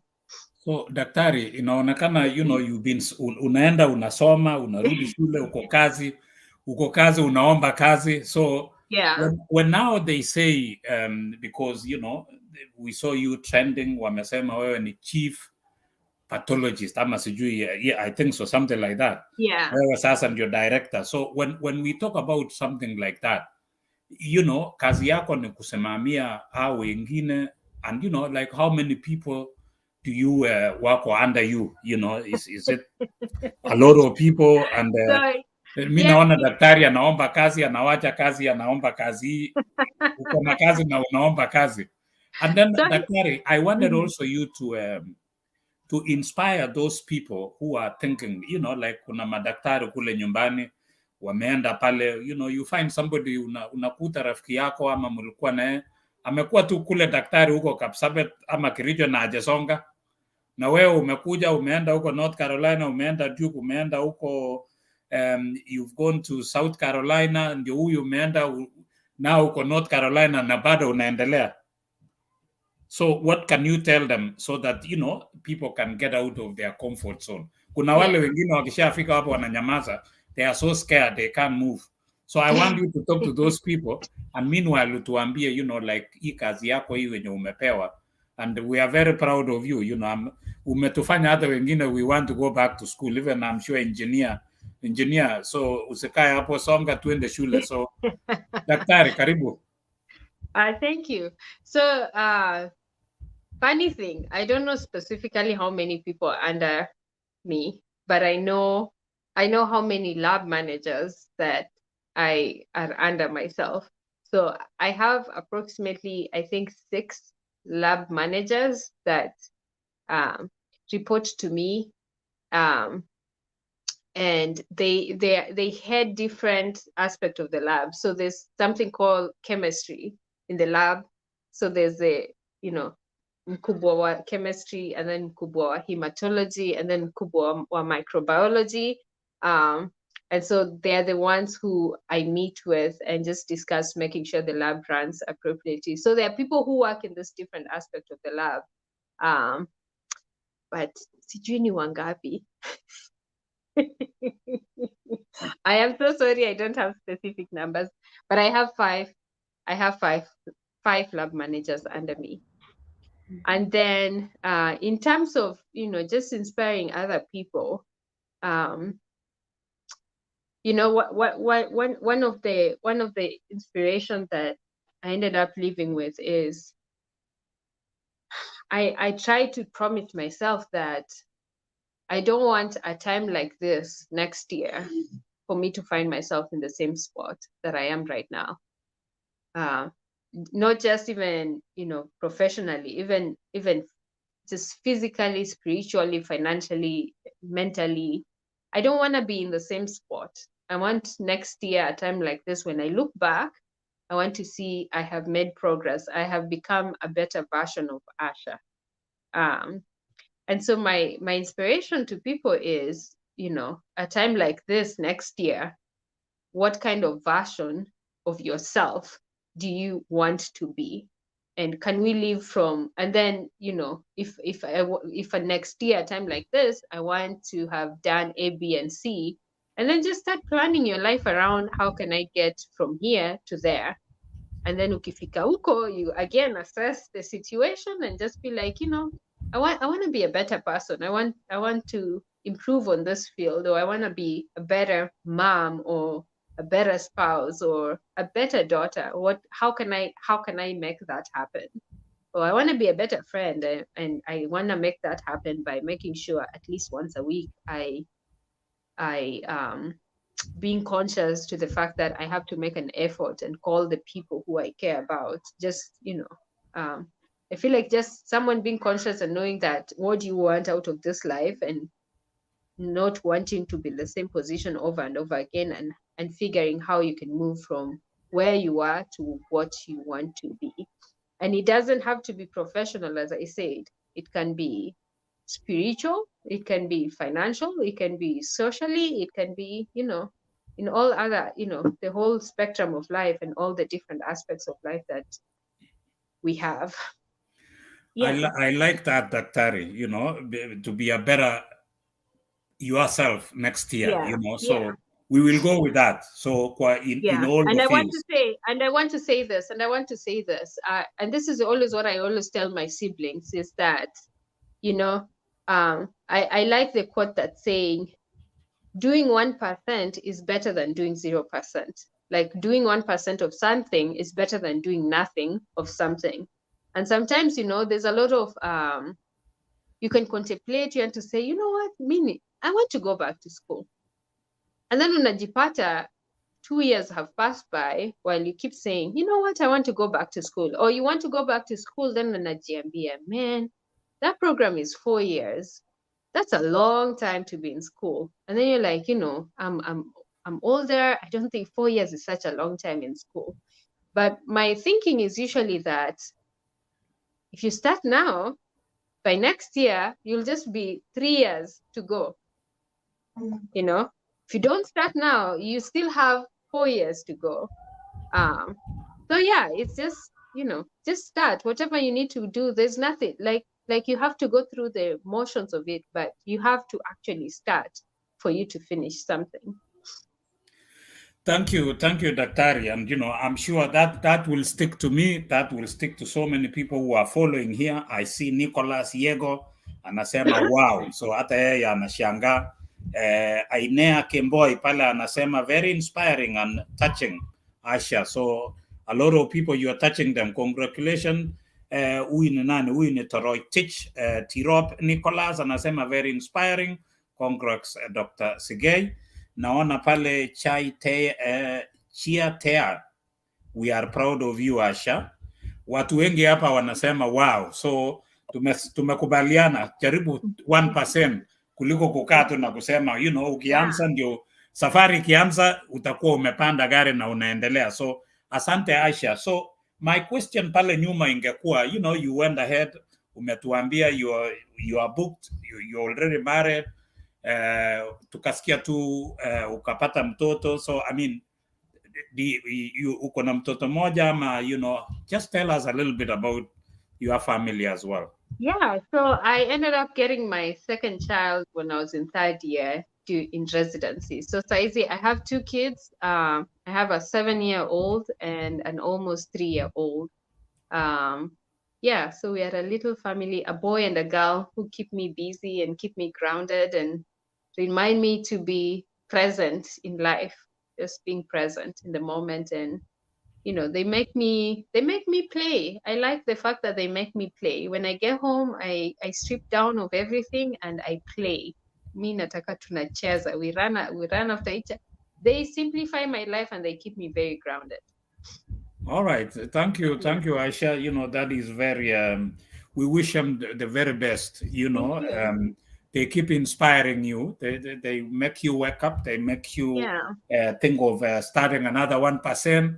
So now wewe sasa, you are chief pathologist, ukimaliza hiyo wanaita nini the next step, but we wish you the very best. These kids will inspire you to get there. So asanteni nyote wenye mnatufuata. Ose, I don't know who is still following us, if we can still go back.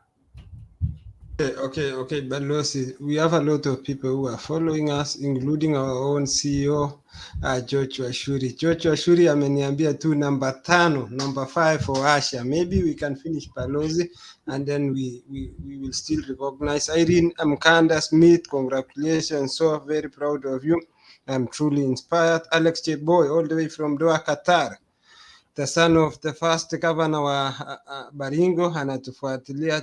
Asante sana Jeboy. Also Ann Karanja, congratulations Asha. Look like yesterday when we were meeting at New York Church. Job well done. Huyo ni mtu mlikutana kanisani. Asante sana. Asante sana. Kenda Gornash, asante Kenda, congratulations. Adori Chelagat, congratulations. Watu wengi tu ni congratulations, asante sana. Na pia Nicholas Balozi ni daktari, anasomea pia kuwa daktari upande wa US, brother wa alumni Shadra Kipchirchir, na pia anasema congratulations. Asante sana Nicholas, hata wewe siku moja tutakuja kukuinterview. Abraham Koech, inspiring story, asante sana watu inspiring.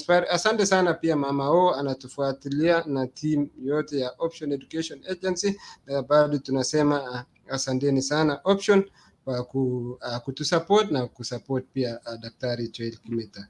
Asha, kidogo tusikie ujumbe kutoka studio, na pia kuna message from our CEO George Washuri, amesema number 5 for Asha. Tuone nini kwa hapo number 5 and then we will proceed. Start construction. We do very nice maram roads. We plant the trees. We put the water tower. We also put a caretaker on site, and everything is ready for you to start construction. And then finally, this is our top of the top, the 5-star. The 5-star is premier, is the top level. And this one, we do cable roads, we do water management through underground culverts, we do underground power, we do fountain for water, we do beautiful and nice permanent gates, we do perimeter wall, and also do install the CCTV, and the whole property is manned by uniformed security. We are calling it the 5-star, the premier. And some of these properties, these 5-star properties, we do a clubhouse and also construct swimming pool. This is the topmost. This particular property, it goes from 5 million for a piece of property that is 50 by 100. Thank you very much. You have an opportunity to make a decision. Do you want 1-star? Do you want 2-star? Do you want 3-star? Do you want 4-star? Or you want 5-star? Some of our customers, they prefer land banking. You go for 1-star. So it all depends on your purposes. If you want ready to build, you go for 4-star. If you want luxury, you go for 5-star. Thank you once more for trusting Optiven, the #1 brand in property development, the #1 brand with our vision of being the champions of socio-economic transformation, inspiring possibilities. God bless you. Follow us on YouTube. Kongoi, our CEO, George Washuri. Now, thanks for being part of our show. Thanks for being our sponsor. And thanks for standing with us all the time. Asante sana Optiven. For more info, you can contact Dori Chelagat. Dori Chelagat ni jirani ya daktari. 0711 13885-871. Dori Chelagat atakusaidia utafute kama ni 1-star or 5-star. So asanteni sana na watu wote ambao they submit ngbetu tabrani all from Facebook or YouTube. We are so humble. Tikibwatwa kora akoba Tamu Life. Watu wa US muna complain ni baridi ho, lakini siri ni utafute chai moto. Enda tu hapo website ya Tamu Life na ukioda unaletewa mpaka kwako, mpaka nyumbani. Gladys Kipta, congratulations Asha, watching from Doha. Inspiring story of overcoming obstacles and coming out of top. I remember the days back in Fort Bragg, hard work and perseverance. Asante sana watu wetu wa Doha, Qatar, na pia all over the world. Daktari, watu wengi wanakufuatia globally. Kuna watu kila mahali na kila mtu anasema congratulations. So kabla naona balozi engineer, maybe bado it is your turn, and I have one question, Daktari Ash. Later on you can answer. Yeah. As we reflect our nyumbani kwetu Kenya penye tumetoka, we love our country and everything. We are so patriot. And if you see like what's your view in terms of our health system? Sometimes huko Kenya mtu akikonjeka kidogo anafika hospitali tu, daktari anakuona 1 minute anasema tonsils, ama anakuona kidogo pneumonia. So there is a lot of things which is not good. what's your general advice to our doctors back at home, and probably we and talk to nasikia elder system pia imekuwa default to the county, imekuwa default, so we find a lot of things, and that's where a lot of people wetu wako. So na daktari, nataka uongezee pia hii maneno ya COVID. Unajua watu wengine wanasema pengine hii, like some people think, hiyo COVID hakuna. Wengine wanaambiwa ati ukidungwa ati utakuwa robot, mpaka watu wanaogopa kutungwa. People have not gone for wapate ile shot. Me, I just got my booster the other day. Just I want you to talk to these people that hii COVID iko na inaua watu, and what they need to know and do if they can. Daktari. So Before you answer, before maybe alafu combine zote, I could just ask my question. You definitely talk on that issue of misdiagnosis. Tumeona you spend a lot of time on the microscope, and that's your job. And what can we do as a country? My question ingine ni, first of all, congratulations on your new position. We really celebrate you, and we're so proud to see you up there and inspiring even more people. So this is just a chance to say congratulations from Igere Nee Chitab Kalenjin and everyone else who didn't have a chance to say that. However, how has this changed your life? Like, has anything changed? Like, the news broke, I'm sure everyone is trying to reach you, talk to you. Like, how is it? How did you receive it? And how did your family also receive it? Okay. Thank you. I'm going to start with Hosea's question. In terms of health system in Kenya. So from my experience working there for, I would say now I worked there for 2.5 years in Kericho District Hospital. And just being trained in both countries, I want to say the same training we get in, I went to University of Nairobi, is the same training is being offered here. So we're not being taught even different medicine. We're taught the exact same medicine. And that's why we come here, we do their licensing exams and we pass them, because it's the same information we learn in med school in Kenya, the same way here. And so we have, at least I can speak from my classmates, we have very brilliant doctors in Kenya who are willing to offer the best kind of services, and people who I continually reach out to help me take care of my family back at home. The frustration comes in is when you work, when you're trying your best as a physician working in the public system, you want to make sure you're giving the patient the correct diagnosis, and sometimes that means you have to perform different tests, and you have to perform different, kupiga patient picture, if it means doing a biopsy and having a biopsy interpreted. All those things have to happen for you to reach an accurate.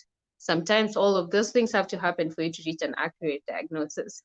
So you're working in Kericho, a patient, let's say, need a CT scan, at least during when I was working there, and there's no CT scan, or just simple things like a patient with diabetes has come in and we need to start giving the patient insulin, and we need to monitor the blood sugar levels, and unaambiwa, okay, lab, machine ya kupima, blood sugar, it's broken down, but we have in the wards, we have like the glucometer, we can do that.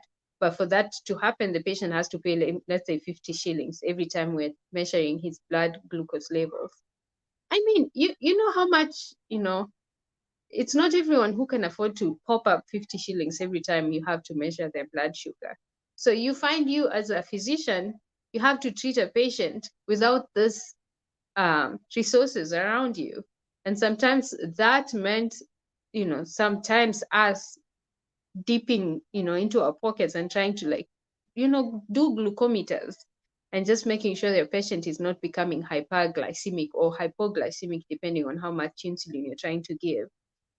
And so you are brilliant, you know what you need to do, but you do not have resources to do what you need to do. And so that's why you end up with patients you're trying to treat, but you do not have an actual diagnosis because you do not have resources to do that. I like the fact that healthcare has been devolved, and the counties that they know what they're doing, and they're actually allocating money to those things. In terms of, I've seen in Kericho, there's CT scan in Kericho nowadays, and allocating money to those things. They're doing a good job. But in terms of, okay, a patient comes in, I'm a general practitioner in Kericho, so I have not specialized in anything. I can do general medicine. Part of general medicine is to know where to send the patient to if you're thinking of a specific diagnosis. So if someone comes with stroke, I'm in Kericho, I have the imaging, I can make the diagnosis, but I want them to be treated with someone specialized. The next question becomes, do I have that specialized doctor in Kericho with me? And most of the answers during in my days is like, no, I had to either send the patient to Moi referral or somewhere in Kisumu or somewhere in Nairobi. And that's asking, you start thinking of, how can we transport this patient to Moi referral who just had a stroke? Okay, now ambulance. Do we have that ambulance? Oh no, ilipeleka mgonjwa Kisii, we have to wait. So you're sitting there with a patient who needs immediate attention. You cannot do anything because you're waiting for an ambulance that had taken another patient somewhere else. And you had to figure that stuff out. So for me, as much as I was being fulfilled in terms of trying to, trying to serve the community from where I grew up with, and trying to give the very best in terms of the practice that I'm, services that I'm offering, there's a lot of frustrations on my end in terms of resources. And so it's just the simple things like just making sure all the reagents that the lab needs is actually there. And if we have, they do this big functions of like, they've opened a big imaging center. We now have a CT scan in Kericho. Is it actually running? And do we have radiologists who can actually read images from these CT scans? You can have a CT scan which can take fabulous images, but do you have a specialized doctor who can actually read this CT scan? Or unasikia somewhere they've said, oh, they've opened an ICU bed. I'm like, good for you. But do you have the personnel to run that, specialized facility you're trying to open? And then the other frustration, which I've been hearing a lot of people complain about, is you get this personnel and then you don't pay them. Unasikia madaktari wako on strike. Now imagine you are a common wananchi, you're trying to get the services from Kericho District Hospital. You go there, you hear people on strike. Where do you go to? Where do you go to? And these are the frustrations that I wish we are capable of fixing it. It's not like Kenya, we don't have money. We have money. Tuko na pesa.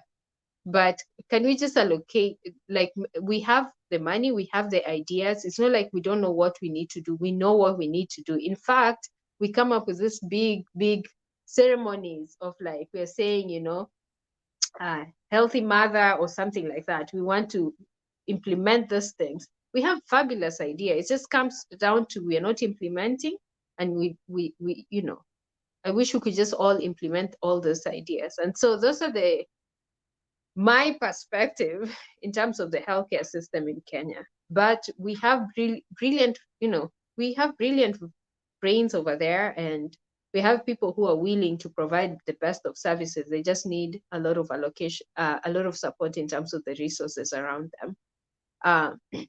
The other thing is, I would like to say, is people have a fear of this big referral hospitals.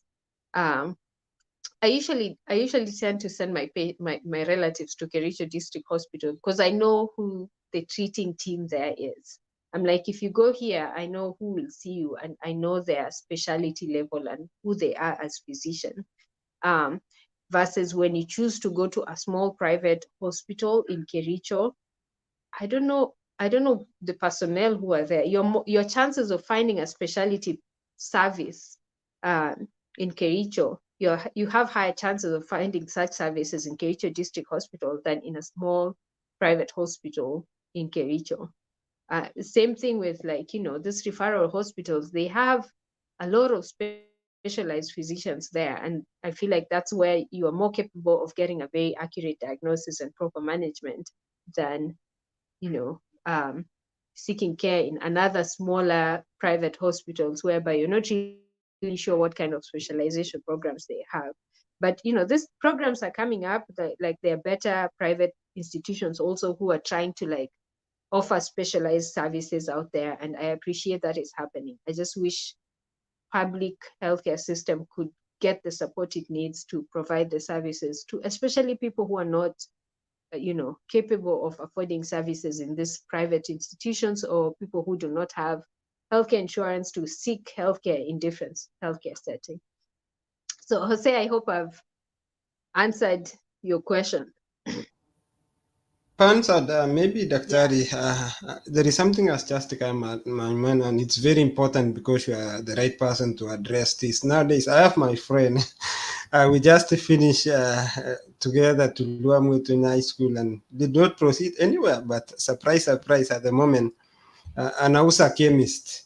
So, so an Hausa chemist, what's your message? Because some are worried here in Australia. If you walk into any chemistry, you can't buy any even painkiller without a prescription from a doctor, and the doctor must fax to the chemist, and then from there you will get But in home you can just walk anywhere.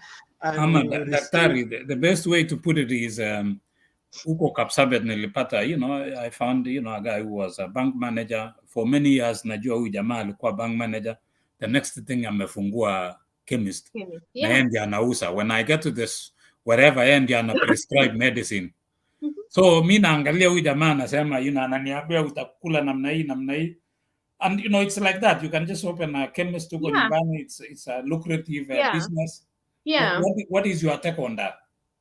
Okay. Daktari, so maybe, and there is this other narrative, like now maybe you, and then you can compare all of them as you answer. You find nowadays, like people are, most of the people are being taken to India, and 80% of the people that being taken to India, they don't come, they come and with a coffin. So address those one, and maybe the pros and cons of everything. And in Kenya, like to practice to be, anybody can open. You can, if so long as you are in a position to pay to the county, you can start your private hospital. Nobody, so long as you are paying to the county. What are some of the dangers in the regulating body of, because these are so serious? Yeah. So the dangers becomes misdiagnosis and mismanagement, and of course, that comes with even leading up to and preventable deaths. And so the idea of going to a chemist and getting medication, I have firsthand experience with that. My dad woke up one day and he told me, over the phone, like, I'm weak and I'm just feeling weird. Nikamwambia, Dad, I think we should call. There's a physician who usually sees my dad in KH. I'm like, yeah, I can call him. You go get checked. Then my dad was like, no, it's okay. I'm just gonna go chemist and get some medication. I'm like, no, Dad, I want you to go get seen, and then what's going on, and then you get treated for. Akaniambia hapana. So of course I cannot control my dad over here. He took himself to chemist, akapatiwa, of course, dawa ya malaria. But eventually what was happening was my dad was having a heart attack. The good thing, it was a mild one. So he in such situations, amepatiwa dawa ya malaria for heart attack. And so I kept reminding him after that episode that hii historia kwenda kwa chemist kupatiwa madawa without seeing a physician, I don't think it's appropriate. And I think let's do the proper thing. Whenever you're not feeling well, go see Dr. So-and-so, someone I know. Number two, now people all over opening up, healthcare centers and private hospitals. If you want to verify someone is a physician, there's a Kenya Medical Dentist and Physician Board. They have a website, and you can actually go in and type someone's name in there, and you can actually see if they're truly a physician or what kind of physician they are. So that website is there, and you can verify someone so that, you just don't go, in places whereby someone has a white coat and you automatically assume this is someone capable of treating me. Yeah. And then the other thing that Hosea you're asking is history ya kupeleka wagonjwa India. I've had different stories. So here's the thing: someone has stage 4 of so you're sick, and then you're diagnosed with cancer, and then you're told it's stage 4. Most of the time, some different kind of cancers, if you're stage 4, it means that we cannot treat you. You're at a stage whereby we offer palliative care, whereby we just make sure your life is comfortable until death. And we are not ready for that conversation. And then someone else out there gives you this narrative of, even if you're stage 4, come to India, we will heal you. Of course, people are desperate. Ukiambiwa, you're dying and we cannot treat you because we just need you to be in palliative care. And someone is offering you this option of, there's a chance of you leaving, just come, we'll treat you. Any human at that very vulnerable state would want to try an option of that is offering a little bit glimpse of hope. And so unapata wameenda India. And of course, the result is the same thing. They end up succumbing to their stage 4 disease. And so I don't know how to fix that problem, Hosea. So I understand the vulnerability. Daktari, so Yeah. when this person who you are stage 4 akienda India, Yeah. wanaenda the same thing they would have been offered here because they are not going to get treatment. They go, from what I've heard, and I might be wrong. I want to say I might be wrong. I'm not fully aware of this, but from my understanding of what the stories I hear is they go attempt to give someone chemotherapy, or they attempt to give, chemotherapy. Chemotherapy might be effective if maybe you're maybe stage 1, 2, but also it depends on what kind of cancer we're dealing with. But I think they attempt to do this to try and reduce the disease burden and maybe offer cure, which in the medical field, it won't happen, like, especially if you're stage 4. But then again, as a human being, I understand the aspect of you're very vulnerable. You're just trying to clutch on any straw that you can get your hands on in trying to stay alive. Then the other thing also comes in terms of accessibility of service. You might be even just stage 2 or stage 3, and you're trying to get a place whereby you can manage your cancer in Kenya. And because of limited resources, because of, a lot of people are trying to seek the same service at the same time, and there are not so many specialized physician offering these services, they go to India. And I am not well versed in terms of what kind of healthcare is being provided in India and if it's up to par and who regulates that. I don't know. That's not, yeah. Yeah. So anyway, thank you, Daktari. So the only other thing that I would I see, because of time, Yeah. I would still want you to address hii maneno ya COVID kule nyumbani. Yes. Just No, this yeah. COVID thing, Yeah. people don't believe, imeua watu. What do you tell our people who are listening, Daktari? Okay, first of all, I just want to say I personally know physicians, madaktari, who have died from COVID in Kenya. I know, closer friends and some people who have died of COVID here in the US. I also want to say, as a hospital, the new hospital that I'm in, the numbers we are seeing right now is the numbers the peak season of COVID last year in 2020 and 2021, when we were having peak season of COVID, the numbers are approaching there. So we are back to the peak season of COVID. This thing is there, it's present. And especially if you have comorbidities and other things going on, you become at high risk of, respiratory failure and ultimately death. So it's there, number one. Number two, there's data out there that if you have other comorbidities like, just diabetes, high BMI, other renal disease, you are more at risk. And there is protection out there. We're being offered vaccine. It's the least you could do for yourself and for the people dependent on you. So don't let don't let, a kid lose you as a mom or a kid lose you as a dad just because you refuse to be vaccinated. You don't want that to happen, especially if it's something very preventable. So I would encourage everyone, if you have access to vaccine, please go for it. And if you can manage to protect yourself and masking and observing the appropriate social distancing thing, that would be the recommended thing to do. Asante Daktari. So I think, we've exhausted most of the things. A lot of people have been, it's good, tunaambia watu at least be mindful of others, even if you don't care about yourself.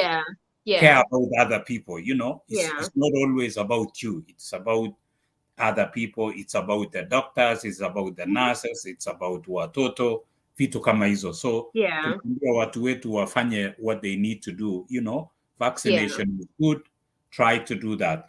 Karibu tutarudi kwa our takeaways, what we've what we've learned from you, alafu we will give you a chance to give us your last words towards the end, once Engineer Janet akirudi. Naona Osea pale amerudi. Osea, as we go, I don't know if you still have any other question. Nafikiria we've touched most of the things. A lot of people have been inspired. Naona Wycliffe pale, naona Gladys Kipto, Philemon Kurgat, Kinadori Chelagat, Petty, Chebet, most of the people who are here have gotten inspired. And, it's wonderful, like, Mungu hawezi akaacha mtu, things happen and, people come, God brings people through mysterious ways, unapata, until, here we have daktari wetu hapa hivi, your story has inspired so many people, has touched many people. It's given people to know that there is hope. And since Engineer Merudi, I don't know, Engineer, if you still have a question here, kabla tujerudi tuone, takeaways, what we've learned from Daktari. If you still have any question. I think Engineer had asked me a question of what has changed. Yes. Yes, that's still my question. It was funny to highlight your success as well.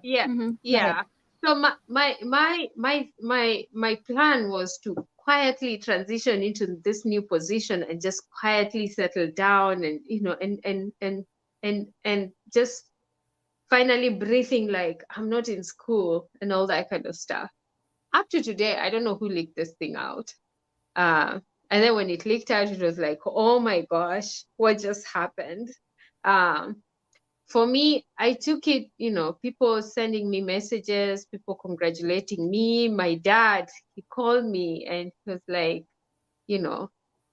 of course, me and him, we cried over the phone over this. But it was a moment for me to like actually acknowledge the process and be like, you know what? I'm here. I did it. And I'm proud of myself. In terms of what has changed, well, nothing has changed much. I still change diapers in my house.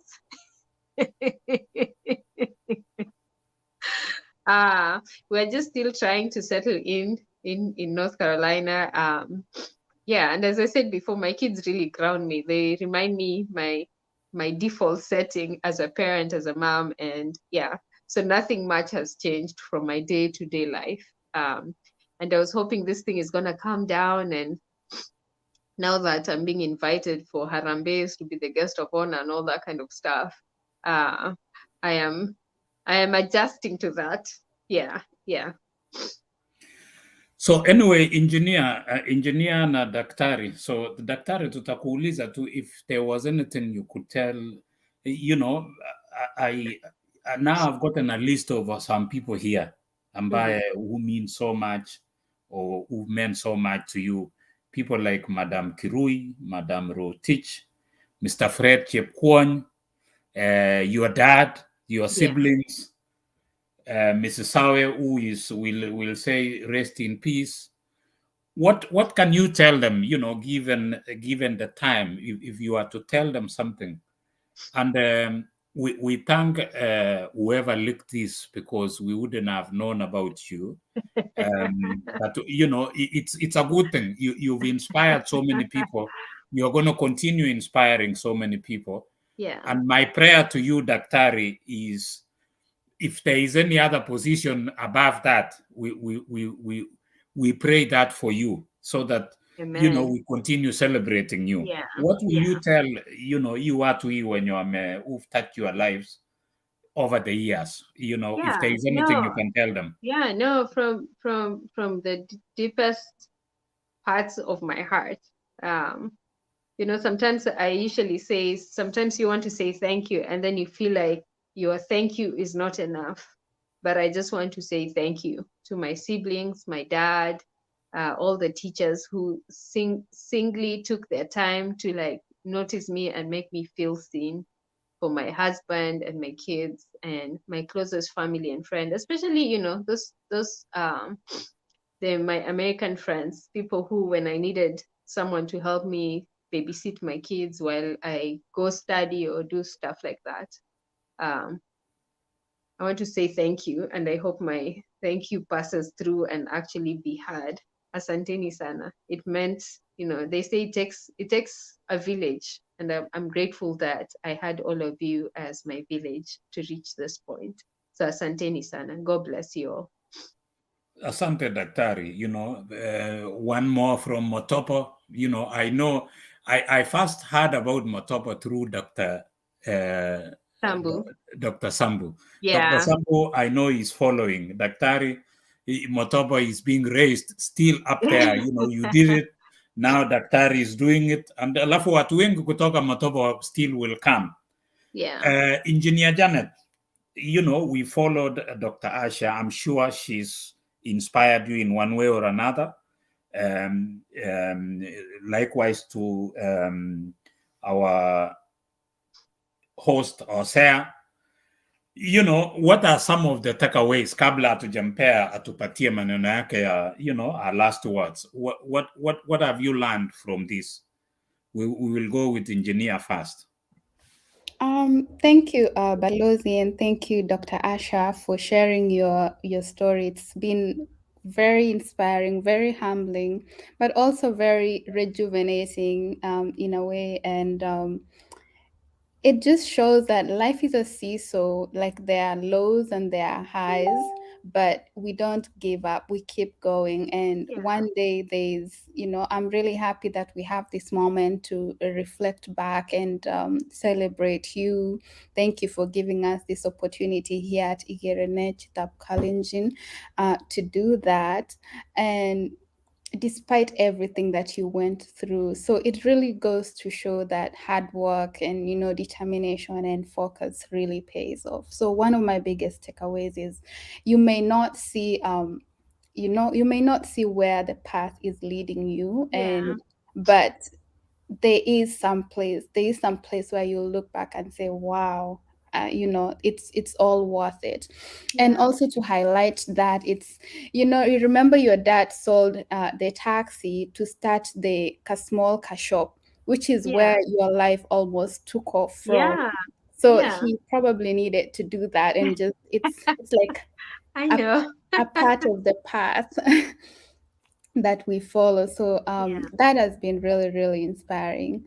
Something else that I have learned and taken away is ask for help. I know some of us, I am one of them, who is like, I try to figure a lot of things by myself, but sometimes you can't do it alone. And when you get to those lows, or even when you're in your highs, maybe there's some place better that you could reach if you just ask for help. So don't be afraid to ask for help. For students who are listening, for N1 adults, we all are in this together, and this life is quite complex, and sometimes we need to ask for help. Hata akina balozi, we know, especially men, they never ask for help. So it's okay to ask for help as well. And then the other thing is, it doesn't matter where you come from. Look at Dr. Asha. She came from the slums of Kericho. I actually didn't know there were slums in Kericho until I met you. So I heard about your story. But you may come from the slums, you may come from kuchunga ng'ombe. Hata mimi, I used to chunga ng'ombe and kondo. I actually loved it. I enjoyed it a lot. And in my childhood, and I would still do it even today. And look at where you are as a person. So it's really, really inspiring. And it doesn't matter where you come from. It doesn't matter what your story is. You can rewrite your story from anywhere, any point in your life. The other thing is just for my biggest takeaway here is how can I be the best version of myself? Maybe not even next year, tomorrow, or today, or even in the next hour.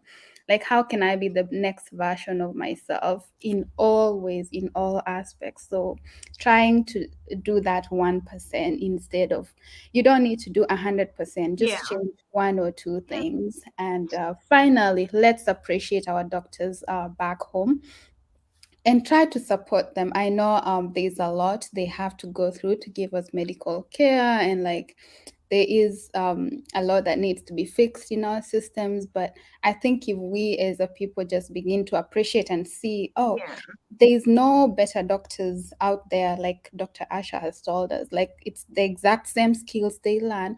They are very competent doctors, and let us support them. I think if we start to look at it from their perspective, maybe we can fix things. I don't know, but yeah. Thank you so much, Dr. Asha, for being here. And I'm sure all our listeners have been inspired. And if anyone missed this show and you think they could benefit, please share.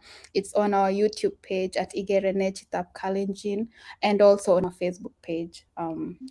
Asante sana. Thank you, engineer. Thank you. You see, Dr. Asha did not know that Motobo was slums mpaka akafika Kipsigis Girls, which is not that far. You know, unajua sio mbali. It's some kilometers. So sometimes you have to get out of your comfort zone so that you know where you are. So lakini hata hivyo tunashukuru. Osea, I don't know what are your takeaways. Osea, we are not hearing you. You are muted. Thank you, Balozi. You know, Balozi, kama engineer ametangulia, so 80% yenye engineer amesema ni hiyo yenye nilikuwa nimeshika, lakini kuna some few yenye my takeaway. Kuna tukionanga Facebook, Balozi, tuna rule out is one of the special case our episode 60 yenye amesema mzee wake alipata through Facebook. So this Facebook again, Balozi, that's my takeaway. So sio vitu mbaya. You never know. You never know. It depends what you see, yeah? You never know. Shoot your shot. So Asha alipata wage through Facebook na wanaendelea vizuri. So Facebook saa zingine tusi. Another thing ambayo my takeaway is let us improve our CVs to make our CV every day iwe better. Another thing is that acknowledgement that we have brilliant doctors in our country, that it means a lot. Another insight is that comparative analysis, what's going on in Kenya. At times it's not, we blame doctors, but the problems, it comes from another side. Another thing that I have learned tonight is the power of like Balozi. Sometimes we rule. Most of the parents wakiambiwa mwende mwende muvisit watoto shule hawaendi, lakini wakisema kuna somebody anakuja, mheshimiwa fulani wanakuja wanachaa shule. So it's a message for the parents, like huko area yetu wakiita area, kuna village yenye wakiambiana wasasi mkuja shule au upate wasasi, lakini wakisema kuna mheshimiwa anafika hapa watafika shule. So wasasi, let's take serious maneno ya visiting, muvisit watoto kwa shule. That is, watoto is part of you. So Asha ametupatia task kind of another thing is about the resilience. If you see maisha Asha from the primary going to high school na penye amefika, it's a resilience. She bounce back, proceed, bounce backs. Kuna mtu mwenye akienda once anaenda na rudi, but for congratulations for that, Asha. Another thing, I have received a message from Nicholas. Is a medical student na request yake ni rahisi. Anasema Asha anaweza kuwa mentor wake. So Shadrack Nicholas Tirop anasomea kuwa daktari na ana request kama wewe unaweza kuwa mentor wake. Another thing yenye ameuliza amesema amesema unaweza deal aje with the imposter syndrome while in school if at all she had in a scenario whereby, for instance, maybe you are dealing with a lot of things and then you have that imposter syndrome, and I think it's a medical terminology. You can help him to answer, or maybe you can postpone. Lastly, daktari, nimekaa Australia for some karibu 5 years. Most of the people, it's somehow political. Unafanya people enye wanasimamia like for instance maybe a minister anasimamia maneno ya udaktari or health, unapata ni maybe someone who is a daktari or a professor in terms of medicine, lakini ukifika huko home unapata someone like anybody unafanya mwalimu anasimamia maybe is a minister of maneno ya health. Yeah. What's your view on that? Should give us your last thoughts. Okay. Asante Hosea, asante Dr. Asha, asante nyinyi nyote ambayo mmetufuatilia siku ya leo. Thank you so much for all of you. My takeaways, kitu ya maana ni daktari, I will never forget ile jaribu 1% badala ya kukaa. Don't let it 0%. Ama if you are this year, try to be something better next year. Ukianza hata 1%, it will amount to something. Thank you so much. I've also learned never give up. Kwa sababu, if with all that, came to you, at your younger age, you never gave up. Ukaenda, ukakaa, there was no fees, mzee, baba yako alifanya, tried what he could. But you see, God never leaves you. You've shown us that God will never leave you. Hata ikikuwa namna gani, anaweza kuja na mvua, kama ule jamaa wetu huyu Fred Chepkwony. I would love Fred Chepkwony, wherever you are, bless you, because wewe ni miracle. You did so much. Na ukifika nyumbani ya daktari, enda umtafute huyu Mr. Chepkwony, kwa sababu he is very special. And of course your dad, thank you so much for what you did. We are celebrating Asha because of you. Ukauza ile gari yako, ukaenda ukakaa kioski hapo, lakini ona, see what this ile gari yako ilifanya. I'm sure at this time Asha, when she comes home, she will buy you another better car. So wacha ile taxi ile ilikuwa kidogo. She can probably be able to get you a better car. So, never give up, in life. You never know. Mungu atalete, kasana, you do your part, God will always lift you up. Let's all continue aiming higher. Let's all continue moving forward. Great things will come. We wish you the very best, Dr. Asha, as you continue, because, I'm believing that ulisema hata ukishafika penye umefika, you want to get better than what you are this year. So being what you are now, next year you will be something better. So we truly wish you the very best and your family. Asante sana kwa kukuja hii program yetu ya Igere Nee Chitab Kalenjin. We ask those that are watching, please share, like it as we continue. Tukitoka North Carolina, I don't know where we'll go. Maybe we'll go to South Africa, ama South America, ama tutaenda huko Australia. Wherever we will go, tunaenda huko. Meanwhile, tunawakumbusha tu about kusaidia one of our alumni, Pastor Kimeto, Dr. Kimeto, ambaye Igere Nee Chitab Kalenjin. We are trying to make sure that he gets a studio in Kericho. So Dr. Asha, tunakukaribisha utujoin, alafu to make sure that there is a good recording studio in Kericho ambaye tutaenda wote kufungua.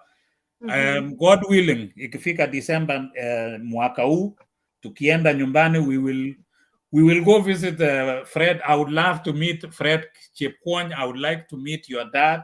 Wonderful people. If tunaweza kupata huyu Mrs. Kirui, Mrs. Rotich, tungependa tuwakute tuwaambie thank you so much for what you did. We will celebrate you guys. You are very, very special. So asanteni nyote. So tutarudi tu tupatie Asha, tupatie her last words. Thank you so much, Asha. We truly celebrate you and we wish you the very best and your family. May God continue using you so that you can, you inspire so many Kenyans out there. Madaktari, wenye muko wherever you are, thank you so much for what you do. As doctors, as nurses, all those in medical field. We truly celebrate you and appreciate you. Daktari, karibu for utupatie your last words and alafu tumalize our program siku ya leo. Daktari. Okay. First of all, I just want to say whoever is trying to reach out to me for mentorship or any questions, they can find me on Facebook. I go by the name Asha Rono. You'll find me by Asha Rono. Number two, unfortunately, Balozi Geoffrey Chepkon passed away a few years ago. I know. Here's the beautiful thing, though. When I went back to visit him, I bought him a pair of suits. And he wore the suit to my wedding when I had my wedding in Kericho. And they told me they buried him in that suit. So that was very touching. He passed away a few years ago, but I think his family is still in Kericho, and I'm really appreciative of what he did for me and my life. We will definitely, I will love to definitely join you guys in whichever endeavor you guys are doing in terms of building the studio. And I'm also planning on going home in December. So I would love to join you guys and go meet all those people and look for my class teacher and of course see my dad. Final shot is, I always tell people, there are different kind of people. There are people who come from a very well-off family. Then there are people who come from an okay family. Then there are people who come from struggling family. I always try and tell, anyone who comes under me or at some point they want me to tell them stuff. I always tell them when everything is pulled away, when the support you have right now, from your parents is pulled away, or when you're left as you, just you as a person, where are you at? What is the reality of you as a person? And what do you want to do with your life? And just having that, being conscious of that by itself should be enough to start make you think of, what do I want out of this life? And what do I need to do to get from point A to point B? The other parting shot I want to say is I respect the fact that people have come from different religious background. And I just want to say, as a Christian, when people tell me they really admire my resilience in life, I want to say I have found energy to bounce back and try to do it again, just from my dependence in God to give me that strength. And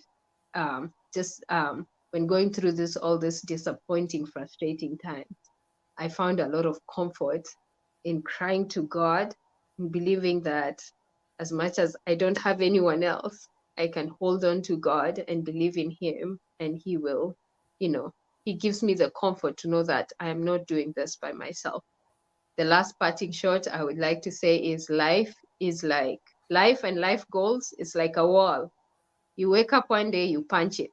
You give it your best shot. You want to bring this wall down. You give it one punch. It does not go down. The next day you wake up, you punch it again. Then you realize you've gotten a bruise in your hands. It hurts. You go back, you try and nurse that wound, and then you remind yourself again, oh my goodness, I want to punch this wall down. Then you come back with your wounded hand, you figure a way of punching this wall again. You give it a punch. Inaweza tengezika kidogo, or even nothing happens, you go back again. The next day you wake up in the morning, you're actually not even sure why you were punching this wall in the first place.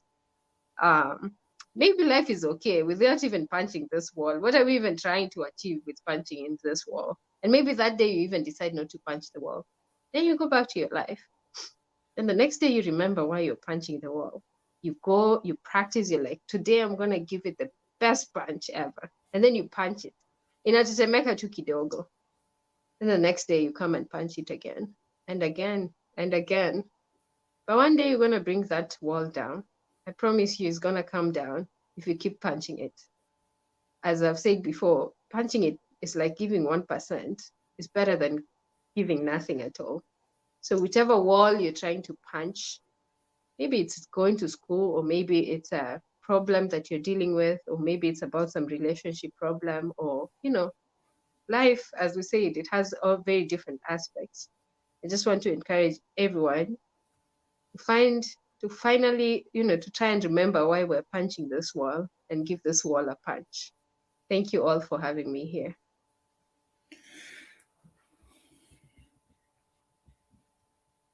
Asanteni sana. Kongoi. Thank you so much. Pleasure for being here. Thank you so much, Dr. Asha. We've learned so much from you. Tumemaliza kageta tetutiet nebo betutab rani kimeche kewek kwa kongoi ngakwek tugul. We truly appreciate everybody who was able to be part of today. All of you who watched, share, like it as we continue. Ngibir rock tugul ose.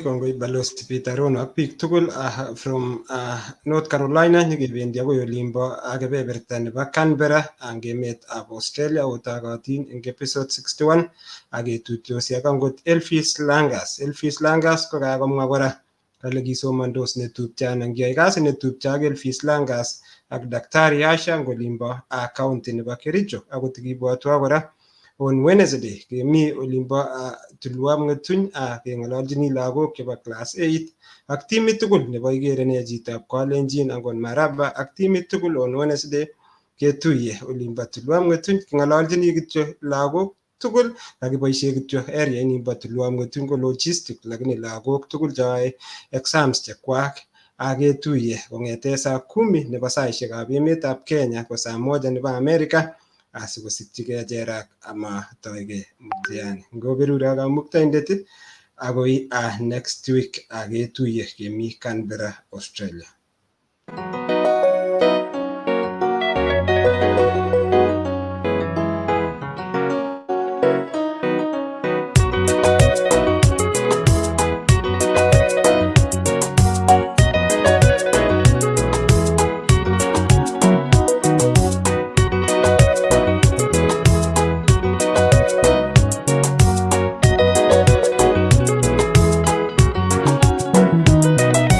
Igere Nee Chitab Kalenjin, ibwote ne? Imwoe Nee Chitab Kalenjin.